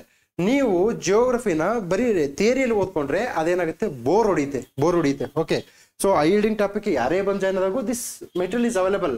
V don't want to make a false claims. Okay, there is no ಸುಮ್ಮನೆ ಸುಳ್ಳು ಹೇಳಿ ಅತಿಶಯವಾಗಿ ಹಿಂಗ್ ಬಂದ್ರೆ ಆಗ್ಬಿಡುತ್ತೆ, ಹಂಗ್ ಬಂದ್ ನೋ. ನಾನು ಆಲ್ರೆಡಿ ಗೊತ್ತು ನನಗೆ, ಈಗಲೂ ಹೇಳ್ತಾ ಇದ್ದೀನಿ. ಈಗಲೂ ನಿಮ್ಗೆ ನದಿಗಳ ಬಗ್ಗೆ ಮಾಹಿತಿ ಗೊತ್ತಿಲ್ಲ ಅಂತಂದ್ರೆ ಏನ್ ಮಾಡಿ, ಸಿಂಪಲ್ ಅಂತಂದ್ರೆ ತಗೊಳ್ಳಿ, ಒಂದು ಕರ್ನಾಟಕ ಮ್ಯಾಪ್ ತಗೊಳ್ಳಿ, 10 ಟೈಮ್ಸ್ ಬರೀರಿ. 10 ಟೈಮ್ಸ್ ನಾನು ಹೇಳಿದ್ದೀನಿ. ಇದು ಹೈಸ್ಕೂಲ್ ತರ ಇದೆ ಶಿಕ್ಷಣ. ಈ ಶಿಕ್ಷಣ ಹೈಸ್ಕೂಲ್ ತರ ಇರ್ಬೇಕು. ನೀವು 10 ಟೈಮ್ಸ್ ಬರೀತಿದ್ರಲ್ಲ, ಅದಕ್ಕೆ ನಿಮ್ಗೆ ಹೈಸ್ಕೂಲ್ ಅಲ್ಲಿ ಓದಿದ್ ನೆನಪಾಗುತ್ತೆ ಹೊರತು ಕಾಲೇಜಲ್ಲಿ ಓದಿದ್ ನೆನಪಾಗಲ್ಲ. ಅರ್ಥ ಮಾಡ್ಕೊಳ್ಳಿ, ಹೈಸ್ಕೂಲ್ ಅಲ್ಲಿ ಓದಿದ್ ನೆನಪಾಗುತ್ತೆ. ಏನಕ್ಕೆ ಅಂದ್ರೆ ಅಲ್ಲಿ 10 ಟೈಮ್ಸ್ ಬರ್ದಿದ್ದೀರಾ, ನೋಟ್ಸ್ ಮಾಡಿದೀರಾ, ಅದು ಇವ್ಯಾಲ್ಯೂಯೇಷನ್ ಆಗಿದೆ, ನಿಮ್ಮ ಸರ್ಗಳಿಂದ ಟೆಸ್ಟ್ ಬರ್ದಿದ್ದೀರಾ. ಆದ್ರೆ ಕಾಂಪಿಟೇಟಿವ್ ಎಕ್ಸಾಮ್ಸ್ ಅಲ್ಲಿ ನಿಮ್ಗೆ ಇಲ್ಲಿ ಗುರಿ ಇದೆ, ಆದ್ರೆ ಗುರು ಇಲ್ಲ. ನಿಮ್ಮನ್ನ ತಿದ್ದಬೇಕು, ತೀಡಬೇಕು, ಮೂರ್ತಿಯಾಗಿ ಮಾಡಿಸ್ಬೇಕಂತಕ್ಕಂಥ ಒಬ್ಬ ವ್ಯಕ್ತಿ ಯಾರಿಲ್ಲ. ನಾವು ಈ ತರ ಹೇಳಿದಾಗ ಗೊತ್ತಾಗುತ್ತೆ. ನೀವು ಮ್ಯಾಪ್ ಹಾಕೊಂಡು ವರ್ಕ್ ಮಾಡಿ ಅಂದ್ರೆ ಎಲ್ಲ ನಮ್ಮ ಹೈ ಯೀಲ್ಡಿಂಗ್ ಕ್ಲಾಸ್ನ ವಿದ್ಯಾರ್ಥಿಗಳು ಮಾಡಿರುವಂತಹ ವರ್ಕ್ ನಾವಿಲ್ಲೆಲ್ಲ ಮಾಡಿದೀವಿ. ಓಕೆನಾ, ಕಾಳಿ, ಬೆಡ್ತಿ, ಶರಾವತಿ, ನೇತ್ರಾವತಿ ವಿತ್ ಫ್ಲೋಯಿಂಗ್. ಓಕೆನಾ, ಕೃಷ್ಣ, ಓಕೆ, ಡೋಣೆ, ಬೆಣ್ಣೆತೊರ ಯೋಜನೆ ಇವನು ಮಾಡಬೇಕು. ಎಲ್ಲಿಂದ ಹುಟ್ಟುತ್ತೆ, ಯಾವ ಜಲಪಾತಗಳು ಉಂಟು ಮಾಡುತ್ತೆ, ಇವೆಲ್ಲವೂ ಮೋಸ್ಟ್ ಇಂಪಾರ್ಟೆಂಟ್. ಇಲ್ಲೇನಾದ್ರೂ ನೀವು ಸ್ವಲ್ಪ ಇಡವಿದ್ರೆ ನಿಮ್ಮ ಭವಿಷ್ಯ ಇಡುತ್ತೆ. ಓಕೆ, ಏನಕ್ಕೆ ಅಂದ್ರೆ ನಮ್ಮ ಏರಿಯಾ ಅಲ್ವಾ, ಇದು ಆರ್ಮುಗಂ ಕೋಟೆ, ನದಿಗಳು ಅಂತಕ್ಕಂಥ ಆರ್ಮುಗಂ ಕೋಟೆ. ಈ ಕೋಟೆಯಲ್ಲಿ ಯಾವುದೇ ಕಾರಣಕ್ಕೂ unknown questions, unexpected questions, wrong ಮಾಡ್ತಕ್ಕಂಥದ್ದು ಇರಲೇಬಾರ್ದು. ಓಕೆ, ಇರಲೇಬಾರ್ದು. ನೋಡಿ, previous year question, west to east flowing river, west to east ನೋಡಿ, ಪಶ್ಚಿಮದಿಂದ ಪೂರ್ವಕ್ಕೆ. ಅಲ್ಲಿ ನಾರ್ತ್ ಅಂಡ್ ಸೌತ್ 2021 ಕೇಳಿದಾನೆ. ಇಲ್ಲಿ ಶರಾವತಿ ಬಂದಿದೆ, ನೇತ್ರಾವತಿ ಬಂದಿದೆ, ಕಾಳಿ ಬಂದಿದೆ. ನೋಡಿ, ಕಾಳಿ ಇಲ್ಲದಂತಹ ಪರೀಕ್ಷೆನೇ ಇಲ್ಲ. ಓಕೆ, ಅವು ಉಂಟು ಮಾಡುವ ಜಲಪಾತಗಳು, west flowing river, east flowing river, ಇವು ಹೆಂಗಿರ್ಬೇಕಪ್ಪ ಅಂದ್ರೆ ಟಿಪ್ ಆಫ್ ದಿ ಟಂಗ್ ಇರಬೇಕು. ಓಕೆ, ನೆಕ್ಸ್ಟ್ ಈಗ ಒಂದು ನಾನು ಚಾಲೆಂಜ್ ಕೊಡ್ತೀನಿ. ಏನ್ ಚಾಲೆಂಜ್ ಅಪ್ಪ ಅಂತಂದ್ರೆ, ಇದನ್ನ 10 ಟೈಮ್ಸ್ ಬರೆಯಲ್ಲ ಹುಡುಗರು. ಬರೀತಾರ, ಯಾರು ಎಷ್ಟು ಬರೀತಾರೆ ಅಂತ ಹೇಳ್ತೀನಿ ನೋಡಿ, ಅದು ಹೇಳ್ಬಿಡ್ತೀನಿ. ಸಿಂಪಲ್. ಫಸ್ಟ್ ಆಫ್ ಆಲ್ ಈ ವಿಡಿಯೋ ಐ ಡೋಂಟ್ ಎಷ್ಟು ನಿಮಿಷ ಮಾಡ್ತೀನಿ ಅಂದ್ರೆ ಒಂದು 30 to 40 ಮಿನಿಟ್ಸ್ ಅನ್ಕೊಳ್ಳಿ. ಸುಮ್ಮನೆ ಅವರೇಜ್ ಆಗಿ 30 to 40 ಮಿನಿಟ್ಸ್ ಇರುತ್ತೆ ಅನ್ಕೊಳ್ಳಿ. ಇದರ ಅವರೇಜ್ ಡ್ಯೂರೇಷನ್ ನೀವು ಯಾರನ್ನಾಗ್ಲಿ ಆಲ್ ಇಂಡಿಯಾ ಲೆವೆಲ್ ಯಾರು ಪಾಠ ಮಾಡ್ತಿದಾರಲ್ಲ ಅಲ್ಲಿಂದ ಲೋಕಲ್ ಲೆವೆಲ್ಗೆ ಯಾರನ್ನ ಪಾಠ ಮಾಡ್ಲಿ, ನಮ್ಮ ವಿದ್ಯಾರ್ಥಿಗಳು ನೋಡ್ತಕ್ಕಂಥದ್ದು ಕೇವಲ 5 ರಿಂದ 7 ನಿಮಿಷ ಅಷ್ಟೇ ನೋಡೋದು. ಏನಕ್ಕೆ ಸರ್ ಅವ್ರು ಅಷ್ಟೇ ನೋಡ್ತಾರೆ? ಇಲ್ಲ, ಅವ್ರಿಗೆ ಇದಾದ್ಮೇಲೆ ಬೇರೆ ಸಾಕಷ್ಟು ಕೆಲಸ ಇರ್ತವೆ. ಓಕೆನಾ, ಇಲ್ಲಿ UPSC ಕ್ಲಿಯರ್ ಮಾಡಿದ್ರು ಪಾಠ ಮಾಡೋದು ಇಂಪಾರ್ಟೆಂಟ್ ಅಲ್ಲ, KPSC ಕ್ಲಿಯರ್ ಮಾಡೋದು. ಅವ್ರಿಗೆ ಮೋದಿ ಅವ್ರ ಜೊತೆ ಮೀಟಿಂಗು, ಟ್ರಂಪ್ ಅವ್ರ ಜೊತೆ ಟೆಲಿಫೋನ್ ಕಾಲ್ಗಳು ಇರ್ತವೆ. ಅವ್ರು ನೋಡೋದು 5 ರಿಂದ 7 ನಿಮಿಷ. ಓಕೆನಾ, ನನಗೆ ಗೊತ್ತು ಇದು ಬಂದಿರುತ್ತೆ, ಬಂದಾದ್ಮೇಲೆ ಹೋಗ್ಬಿಟ್ಟಿರ್ತಾರೆ. 5 ನಿಮಿಷ ಎಸ್ಕೇಪ್ ಕ್ಲೋಸ್. ಸರ್ ಇದಕ್ಕಿಂತ ಇನ್ನೇನು ಹೇಳ್ಬೇಕು? This shows their seriousness. I am telling you. ನೀವು ನದಿಗಳ ಬಗ್ಗೆ ಹೇಳ್ತೀನಲ್ಲ, ನದಿಗಳ ಬಗ್ಗೆ 10 ಟೈಮ್ಸ್ ನೀವು ಮ್ಯಾಪ್ ವರ್ಕ್ ಮಾಡಿ, ಹಂಗಾರ ನೆನಪಿರುತ್ತೆ. You should do donkey work ಅಂತ ಹೇಳ್ತದೆ. ಡಾಂಕಿ ವರ್ಕ್, ಸ್ಮಾರ್ಟ್ ವರ್ಕ್ ಅಂತಕ್ಕಂಥದ್ದು ಅದು ಕೇವಲ ಊಹೆ, ಕಲ್ಪನೆ ಅಷ್ಟೇ. ಅದು ಆಕ್ಚುಲಿ ವಾಸ್ತವದಲ್ಲಿ ಇಲ್ಲ. ಫಸ್ಟ್ ಹಾರ್ಡ್ ವರ್ಕ್ ಮಾಡಬೇಕು, then you shift to this smart work. ಈ ಒಂದು ನದಿಗಳ ಬಗ್ಗೆ ನೀವು 10 ಟೈಮ್ಸ್ ಬರೆದಾಗ ಇನ್ ಡೆಪ್ತ್ ಆಗಿ ಉಳ್ಕೊಳ್ಳುತ್ತೆ. ಬಟ್ ಬರೆಯಲ್ಲ. ಈಗ ನಾನು ಹೇಳಿದ್ಮೇಲೆ ಎಷ್ಟು ಜನ ಬರಿಬಹುದು ಸರ್? ಫಾರ್ ಎಕ್ಸಾಂಪಲ್ ಒಂದು ನನ್ನ ಪ್ರಕಾರ 10 ಜನ ಬರಿಬಹುದು ಅಷ್ಟೇ. 10 ಜನಕ್ಕಿಂತ 11 ಜನ ಬರೆಯಕ್ಕೆ ಸಾಧ್ಯವೇ ಇಲ್ಲ. ಇದು ನನ್ನ 12 ವರ್ಷದ ಅನುಭವ. ಓಕೆನಾ, ಯಾಕೆ ಆ 10 ಜನನೇ ಎಕ್ಸಾಮ್ ಕ್ಲಿಯರ್ ಮಾಡ್ತಾರೆ, 11 ಜನ ಕ್ಲಿಯರ್ ಮಾಡಲ್ಲ. ಅವ್ರೇನಾಗುತ್ತೆ, ವ್ಯವಸ್ಥೆಯ ಲೋಪಗಳನ್ನೇ ತುಂಬಾ ದೊಡ್ಡದು ಮಾಡ್ಕೊಂಡು ಅವ್ರು ಸರಿಗಿಲ್ಲ, ಇವ್ರು ಸರಿಗಿಲ್ಲ, ನೀನ್ ಸರಿಗಿದ್ಯಾ, ನನಗೆ ಗೊತ್ತಿಲ್ಲ, ನಾನು ಹೋಮ್ ವರ್ಕ್ ಮಾಡಿದ್ಯಾ, ಇಲ್ಲ, ಹೈಲೈಟ್ ಟಾಪಿಕ್ ನಿನ್ಗೆ ಯಾವ್ದು ಗೊತ್ತಿದ್ಯಾ, ಗೊತ್ತಿಲ್ಲ, ಕ್ವಶನ್ ಪೇಪರ್ ಡಿಕೋಡಿಂಗ್ ಕ್ಲಾಸ್ ಕೇಳಿದ್ಯಾ, ಇಲ್ಲ, ಮತ್ತೆ ವ್ಯವಸ್ಥೆ ಚೆನ್ನಾಗಿಲ್ಲ. Don't do that thing. ಇಲ್ಲಿ ನಾವು ನಮ್ಮ ಜೀವನವನ್ನು ಕಟ್ಕೊಳಕ್ ಬಂದಿದೀವಿ. ವಿಶೇಷವಾಗಿ ನನಗೆ ಮಧ್ಯಮ ವರ್ಗದವರೇ 99% ಇದರಲ್ಲಿ ಇರ್ತಾರೆ. ನಾವು ನಮ್ಮ ಜೀವನ ಕಟ್ಕೋಬೇಕು. ಓಕೆನಾ, ಸೊ ಎಲ್ಲೆಲ್ಲೋ ಏನೇನೋ ಆಗ್ತಿದೆ ಅಂತೇಳಿ ಈ ಒಂದು ವ್ಯವಸ್ಥೆ ಅಂತಕ್ಕಂಥದ್ದು ಆನೆ ಇದ್ದಾಗೆ ಅದಕ್ಕೆ ಏನು ಗೊತ್ತಾಗಲ್ಲ. ಸೊ ನನ್ನ ಅನುಭವದಲ್ಲಿ ಇಷ್ಟ ಹೇಳ್ತಿದ್ದೀನಿ. ಆದ್ರೂ ನಿಮ್ಮ ವೈಯಕ್ತಿಕ ಆಯ್ಕೆ ನಾನೇನು ಹೇಳಲ್ಲ. ಫೈನ್, ಬನ್ನಿ. ಆಲ್ರೆಡಿ 2021 ಕೇಳಿದೆ, ಇಲ್ಲೂ ಕಾಳಿ ಬಂದಿದೆ, ಶರಾವತಿ, ನೇತ್ರಾವತಿ ಬಂದಿದೆ. ಸೊ ಮೈ ಪಾಯಿಂಟ್ ಈಸ್ ನದಿಗಳು ಬಹಳ ಇಂಪಾರ್ಟೆಂಟ್. ನೀವು UPSC important, PSI important. Fine. ನೋಡಿ ರಿವರ್ಸ್ ಬಗ್ಗೆ ನಮ್ಮ ಈಗ ನೋಟ್ಸ್ ಇರುತ್ತೆ, ಫೈಲ್ಸ್ ಎಲ್ಲ. ಈ Ganga river system, Indus river system, Yamuna. So ಇವೆಲ್ಲಗಳನ್ನು ನಾವು Karnataka river notes with PYQs. ನನ್ನ PYQ ಕ್ಲಾಸಲ್ಲಿ ಇದು ಆಲ್ರೆಡಿ ಎಷ್ಟು ಏಪ್ರಿಲ್ 1ನೇ ತಾರೀಕು ಆಲ್ರೆಡಿ ಬಂದ್ಬಿಟ್ಟಿದೆ. Karnataka rivers notes with PYQs. ನೋಡಿ ನಾವು ಹೆಂಗೇಪ ಅಂತಂದ್ರೆ ಬರೀ ಓದ್ಕೊಂಡು ಹೋದ್ರೆ ಬೋರ್ ಹೊಡಿತೆ. ಯಾವಾಗ ಕ್ವಶನ್ ಪೇಪರ್ ತೆಗೆದುಕೊಳ್ಳುತ್ತೆ ಮೈಂಡ್ ಅಲರ್ಟ್ ಆಗುತ್ತೆ. ಎಸ್, ಈ ತರ ಕೇಳಿದಾರಾ, ನಾನು ಯಾವ ತರ ಓದ್ತಾ ಇದ್ದೆ ಅಂತೇಳಿ. ನೋಡಿ, ಒಂದು ಟಾಪಿಕ್ ನ 360 ಡಿಗ್ರಿಯಲ್ಲಿ ನಾವು ಓದ್ಬೇಕಾಗುತ್ತೆ. ನೀವು ಎಲ್ಲಾ ಟಾಪಿಕ್ ನ 360 ಡಿಗ್ರಿ ಆಂಗಲ್ ಓದ್ಕೊಂಡ್ರೆ ಟೈಮ್ ಆಗಲ್ಲ. ಓಕೆ, ಸೊ ಅದಕ್ಕೆ ಏನ್ ಮಾಡ್ಬೇಕು, ಕೆಲವೊಂದು ಟಾಪಿಕ್ ನ ಎಕ್ಸಾಮ್ ಆಂಗಲ್ ಇಂದ, ಎಕ್ಸಾಮ್ ಆಂಗಲ್ ಈಗ ಫಾರ್ ಎಕ್ಸಾಂಪಲ್ ಸ್ಟ್ರೈಟ್ ಬಾಲ್ ಬರ್ತದ್ರೆ ಅದೇ ತರ ನಾವು ಬ್ಯಾಟಿಂಗ್ ಮಾಡಬೇಕು. ನೀವು ಈ ಕಡೆ ಬ್ಯಾಟಿಂಗ್ ಮಾಡ್ತಿದ್ರೆ ಬಾಲ್ ಹಿಂದಿಂದ ಬಂದು ಹಿಂದೆ ಹಾಕಿದ್ರೆ ತೆಲಿಗೆ ಬೀಳುತ್ತೆ, ನೀವು ಬ್ಯಾಟ್ ಬೆಳೆದು ಬೀಸಲ್ಲ. So Karnataka rivers with map and PYQs. So ಹುಡುಗರೆಲ್ಲ ವರ್ಕ್ ಮಾಡಿದ್ದಾರೆ. ಇದು ಏಪ್ರಿಲ್ 1ನೇ ತಾರೀಕು, ಇದು ಏಪ್ರಿಲ್ 3ನೇ ತಾರೀಕು. ಸೊ ಈ ತರ ವರ್ಕ್ ಮಾಡಿದವ್ರಿಗೆ ಸಹಜವಾಗಿ ಈಸಿ ಆಗುತ್ತೆ. ಓಕೆನಾ, ಅದಕ್ಕೆ ಎಕ್ಸಾಮ್ ಕ್ಲಿಯರ್ ಮಾಡ್ತಾರೆ. That's all. ಸೊ ಇದಕ್ಕೆ ನಾನೇನ್ ಹೇಳ್ತೀನಿ ಅಂದ್ರೆ, ಗೈಡ್ ಇರ್ಲಿ, ನಿಮ್ಗೊಬ್ಬ ಗೈಡ್ ಇರ್ಲಿ, ನಿಮ್ಮ ಸೀನಿಯರ್ ಇರಲಿ ಅಥವಾ ಇನ್ನೊಬ್ರಿರ್ಲಿ, ಮಗದೊಬ್ರು ಇರ್ಲಿ. ಬಟ್ ಅವರು ಸಹ ಎಕ್ಸಾಮ್ ಬಗ್ಗೆ ತಿಳ್ಕೊಂಡಿರ್ಬೇಕು. ಅವರೇ ಎಕ್ಸಾಮ್ ತಪ್ಪಾಗಿ ತಿಳ್ಕೊಂಡಾಗ, ಅವರೇ ತಪ್ಪಾಗಿ ಅರ್ಥೈಸ್ಕೊಂಡಾಗ ನಿಮಗೆ ಮಹಾ ತಪ್ಪನ್ನು ಮಾಡ್ತಾರೆ. So don't do that thing. Okay, ನೀವು ಯಾವಾಗ ಏನಾದ್ರು this notes is available for you and reverify it. Sir ಹೇಳಿದಾರಲ್ಲ ಚೆಕ್ ಮಾಡಬೇಕು. Okay, how many major agro climatic reasons? 10 agro climatic reasons ಇವೆ. ನೀವು next ESI PSI C group paper ಆಗೋರು ಇಲ್ಲಿಗೆ stop ಮಾಡಬೇಡಿ. ಅಗ್ರೋ ಕ್ಲೈಮ್ಯಾಟಿಕ್ ರೀಸನ್ಸ್ ಅಲ್ಲಿ ಕಂಡು ಬರ್ತಕ್ಕಂಥ ಮಣ್ಣುಗಳು, ಬೆಳೆಗಳು, ಮಳೆ, ಯಾವ ರೀಸನ್ ಅಲ್ಲಿ ಯಾವ ಬೆಳೆಯನ್ನು ಬೆಳಿತಾರೆ. ಫಾರ್ ಎಕ್ಸಾಂಪಲ್ ಈಶಾನ್ಯದ ಶಿಸ್ತಾಂತರ ವಲಯ, ಅಲ್ಲಿ ಏನ್ ಬೆಳಿತಾರೆ ಅಂತಂದ್ರೆ ತೊಗರಿಯನ್ನು ಬೆಳಿತಾವ್ರೆ. ಯಾವ ಮಣ್ಣು ಕಂಡು ಬರುತ್ತೆ? ಜಂಬಿಟ್ಟಿಗೆ ಮಣ್ಣು ಮಂಗಳೂರಲ್ಲೂ ಕಂಡು ಬರುತ್ತೆ, ಬೀದರಲ್ಲೂ ಕಂಡು ಬರುತ್ತೆ. ಜಂಬಿಟ್ಟಿಗೆ ಮಣ್ಣಿನಲ್ಲಿ ಬೆಳಿತಕ್ಕಂತಹ ಬೆಳೆಗಳು ಯಾವುವು? Okay, so this is all about ಇದು ಅಗ್ರೋ ಕ್ಲೈಮೆಟಿಕ್. ನೋಡಿ, ವರ್ಡ್ ಅಗ್ರಿಕಲ್ಚರ್ ಮುಗೀತು. Agriculture is HYT. ಅಗ್ರಿಕಲ್ಚರ್ ಇಲ್ಲದ ಹಾಗೆ ಯಾವ ಟಾಪಿಕ್ಗಳು ಇಲ್ಲ. ಓಕೆ, ಅಗ್ರಿಕಲ್ಚರ್ ರಿಲೇಟೆಡ್ ಸ್ಕೀಮ್ಸ್ ನ ಓದ್ಕೊಳ್ಳಿ. Okay, next match the list 1 list with ಇದು name of the hill stations. ಇವು ಹಿಲ್ ಸ್ಟೇಷನ್ ಅಲ್ಲಿ ಕಂಡು ಬರ್ತಕ್ಕಂಥ ನ್ಯಾಷನಲ್ ಪಾರ್ಕ್ಸು, ಟೈಗರ್ ರಿಸರ್ವ್ಸು. ಆ ಹಿಲ್ಲಲ್ಲಿ ಯಾವ ನದಿಗಳು ಹುಟ್ಟುತ್ತವೆ, ಯಾವ ಪ್ರಾಣಿಗಳು ಫೇಮಸ್, ಮೋಸ್ಟ್ ಇಂಪಾರ್ಟೆಂಟ್. ಈಗ ಕರಿಚಿರತೆ. ಓಕೆ, ಕರಿಚಿರತೆ ಎಲ್ಲಿ ಕಂಡು ಬರುತ್ತೆ? ಸಿಂಗಳಿಕ ಎಲ್ಲಿ ಕಂಡು ಬರುತ್ತೆ? ಯಾವ ಹಿಲ್ಲಲ್ಲಿ ಕಂಡು ಬರುತ್ತೆ? ಯಾವ ನ್ಯಾಷನಲ್ ಪಾರ್ಕ್ ಅಲ್ಲಿ ಕಂಡು ಬರುತ್ತೆ? ಮೋಯರ್ ನದಿ ಎಲ್ಲಿ ಹರಿದು ಹೋಗುತ್ತೆ? ಈ ತರ ಎಕ್ಸಾಮ್ಸ್ ಅಲ್ಲಿ ಕೇಳ್ತಾರ್ರಿ. This is out. ಓಕೆ, ನೋಡಿ, ಬಿಳಿಗಿರಿ ರಂಗನಾಥ ಬೆಟ್ಟ, BRT, ಇದು ಟೈಗರ್ ರಿಸರ್ವ್ಸ್ ಎಕ್ಸಾಮ್ಸ್ಗೆ ಇಂಪಾರ್ಟೆಂಟ್. ಅಲ್ಲಿ ಕಂಡು ಬರ್ತಕ್ಕಂಥ ಬುಡಕಟ್ಟು ಜನಾಂಗ. ಇಷ್ಟು ಓದ್ಕೊಂಡ್ರೆ ಮುಗೀತ್ರಿ. ಇಷ್ಟು ಓದ್ಕೊಂಡ್ಬಿಟ್ರೆ 3 ರಿಂದ 4 ವರ್ಷದಲ್ಲಿ, ನಾಟ್ ಒನ್ ಇಯರ್ 3 ರಿಂದ 4 ವರ್ಷದಲ್ಲಿ ನೀವು ಸುಮಾರು 7 ರಿಂದ 8 ಎಕ್ಸಾಮ್ ಕ್ಲಿಯರ್ ಮಾಡ್ತೀರಾ. ಒಂದು ಬಹಳಷ್ಟು ಬೇರೆ ಏನಾಗುತ್ತೆ ನಮಗೆ, ಈಗ ನಂದೇ PSI ಜಾಬ್ 7 ಅಥವಾ 8ನೇದು ಇರಬೇಕು. I don't think this is achievement. ಇದು ನನ್ನ ಸಾಧನೆ ಅಂತ ಭಾವಿಸಲ್ಲ. ಏನಕ್ಕೆ ಅಂತಂದ್ರೆ, ಒಂದು ಬೇರೆ ಗೊತ್ತಾದ್ರೆ 2ನೇ ಎಕ್ಸಾಮ್ ತುಂಬಾ ಈಸಿ ಆಗುತ್ತೆ. 1ನೇ ಎಕ್ಸಾಮ್ ಕ್ಲಿಯರ್ ಮಾಡಿದ್ರೆ ತುಂಬಾ ಕಷ್ಟ. ನನ್ನ ಪ್ರಕಾರ 1ನೇ ಎಕ್ಸಾಮ್ ಕ್ಲಿಯರ್ ಮಾಡಿದ್ರೆ ತುಂಬಾ ಕಷ್ಟ. ಒಂದು ಬೇರೆ ಕ್ಲಿಯರ್ ಆಗುತ್ತೆ ಅಂತ ಗೊತ್ತಾಗ್ಬಿಟ್ರೆ 2, 3ನೇದು ಏನು, just it is A number ಅಷ್ಟೇ. ಸೊ ಐ ಡೋಂಟ್ ಬಿಲೀವ್ ನಂದು ಇದು UPSC ಸಾಧನೆ ಅಲ್ಲ ಅಂತಾನೆ ಭಾವಿಸಿದೆ. ಯಾಕಂದ್ರೆ ನನಗಿಂತ ಬಹಳ ಜನ ಪ್ರತಿ ವರ್ಷ 1000 ಜನ ಎಕ್ಸಾಮ್ ಕ್ಲಿಯರ್ ಮಾಡ್ತಾರೆ. ಇದರಲ್ಲಿ ಏನಿದೆ ವಿಶೇಷತೆ? ಏನು ಇಲ್ಲ. ಓಕೆನಾ, ಈ ಒಂದು ಅಂಶ ನಮಗೆ ಗೊತ್ತಿದ್ದಾಗ ನಮ್ಮ ಸ್ಥಾನ ಏನಂತೇಳಿ ನಮಗೆ ಗೊತ್ತಾಗುತ್ತೆ. ಫೈನ್ ಸ್ವಾಮಿ, ಬಿಳಿಗಿರಿ ರಂಗನಾಥ ಬೆಟ್ಟ ಓದ್ಕೊಳ್ಳಿ. ತದನಂತರದಲ್ಲಿ ಬನ್ನೇರುಘಟ್ಟ, ಹಂಶಿ, ತದನಂತರದಲ್ಲಿ ನಾವೇನ್ ಮಾಡ್ಬೇಕು, ಬಂಡೀಪುರ ಬಗ್ಗೆ ಓದ್ಕೋಬೇಕು. ಎಲ್ಲಾ ನ್ಯಾಷನಲ್ ಪಾರ್ಕು, ಟೈಗರ್ ರಿಸರ್ವ್ಸ್, ವನ್ಯಜೀವಿ ಧಾಮಗಳು ಇಂಪಾರ್ಟೆಂಟ್. ಓಕೆ, ಸೊ ನೋಡಿ, ದೇವರಾಯನದುರ್ಗ, ತುಮಕೂರು ಇದೆ, ನಂದಿದುರ್ಗ, ಇವೆಲ್ಲ ಗೊತ್ತಿದೆ, ಸಿಂಪಲ್ ಇದೆ. ಮೈ ಪಾಯಿಂಟ್ ಈಸ್ ಏನಂತಂದ್ರೆ, ಅಗೇನ್ ನೀವು ನೆಕ್ಸ್ಟ್ ಎಕ್ಸಾಮ್ ಪ್ರಿಪೇರ್ ಆಗೋರು, ಎಕ್ಸಾಮ್ ಯಾವತ್ತಾದ್ರೂ ಆಗ್ಲಿ, ನೋಟಿಫಿಕೇಶನ್ ಯಾವತ್ತಾದ್ರೂ ಆಗ್ಲಿ, ನೋಟಿಫಿಕೇಶನ್ ಮೇಲೆ ಭಾರವನ್ನ ಹಾಕಿ ನೀವು ಎಕ್ಸಾಮ್ ಪ್ರಿಪರೇಷನ್ ಸ್ಟಾಪ್ ಮಾಡಬೇಡಿ. Okay, fine. ನೋಡಿ, ಪಂಚಾಯತ್ ರಾಜ್ ಮತ್ತೆ ಬಂತು. ಸೊ ಇದು ಆನ್ಸರ್ ಬಹಳ ಈಜಿ ಇದೆ. ರಾಜಸ್ಥಾನ ಮತ್ತು ಆಂಧ್ರ ಪ್ರದೇಶ ಇದು ಎಲ್ಲಿ ಸ್ಟಾರ್ಟ್ ಆಯ್ತು ಅಂತೇಳಿ ಬಹಳ ಈಜಿ ಇದೆ. ಪಂಚಾಯತ್ ರಾಜ್ ಆಕ್ಟ್ ಓದಿ. Okay, next, which of the following statement is true in delivering the powers of the chief minister? So chief minister, the governor appoints only those persons as minister who is recommended by the speaker. Article 93, central government speaker is a yielding topic. Speaker, ಮೊನ್ನೆ KS means ಅಲ್ಲಿ speaker ಅವರ ಪಾತ್ರ ಏನು ಅಂತ ಕೇಳಿದ್ದಾರೆ. Speaker speaker is holding topic with articles and is power. ಏನಪ್ಪಾ speaker ಅವರ ವಿಶೇಷವಾದ ಅಧಿಕಾರಗಳು ಏನು? ಜಂಟಿ ಅಧಿವೇಶನದಲ್ಲಿ ಅವರು ಚೇರ್ಮನ್ಶಿಪ್ ಅನ್ನು ಪಡ್ಕೊಳ್ತಾರೆ, ಯಾವುದು ಮನಿಬಿಲ್ ಅಂತ ಹೇಳ್ತಾರೆ. ತದನಂತರದಲ್ಲಿ ಆ ಸಂಸದೀಯ ಸವಲತ್ತುಗಳು ಅಂಡರ್ ಆರ್ಟಿಕಲ್ 105 ಅಲ್ಲಿ ಆ ಸವಲತ್ತುಗಳನ್ನ ಕಾಪಾಡ್ತಕ್ಕಂಥವ್ರು. ಸ್ಪೀಕರ್ ಅವರ ಒಪ್ಪಿಗೆ ಇಲ್ದಂಗೆ ಯಾರನ್ನೂ ಅಲ್ಲಿ ಅರೆಸ್ಟ್ ಮಾಡುವಾಗಿಲ್ಲ. ಸ್ಪೀಕರ್ ಅವರ ಒಪ್ಪಿಗೆ ಇಲ್ದಾಗ ಯಾರು ಅನಾಮಧೇಯ ವ್ಯಕ್ತಿಗಳು ಬಂದು ಮೀಟಿಂಗ್ ಅಲ್ಲಿ ಕೂರುವಾಗಿಲ್ಲ. ಓಕೆ, ಸ್ಪೀಕರ್ ಅವರು ಒಂದು ಇಡೀ ಸದನದ ಗೌರವವನ್ನು ಕಾಪಾಡ್ತಾರೆ. ಸ್ಪೀಕರ್ ಅವರು ಕೋರಂ ಮೇಂಟೈನ್ ಮಾಡ್ತಾರೆ. ಸ್ಪೀಕರ್ ಅವರ ಒಂದು ಇಂಡಿಪೆಂಡೆನ್ಸ್ ಇರ್ತಕ್ಕಂಥ ಪವರ್ಗಳು ಏನು? ಸೊ ಈಗ ಸ್ಪೀಕರ್ ಇಲ್ಲಿ answers is wrong. My point is ಏನಂತಂದ್ರೆ you should take care about ಸ್ಪೀಕರ್ನ ಯಾವುದೇ ಕಾರಣಕ್ಕೂ ಮಿಸ್ ಮಾಡಬೇಡಿ.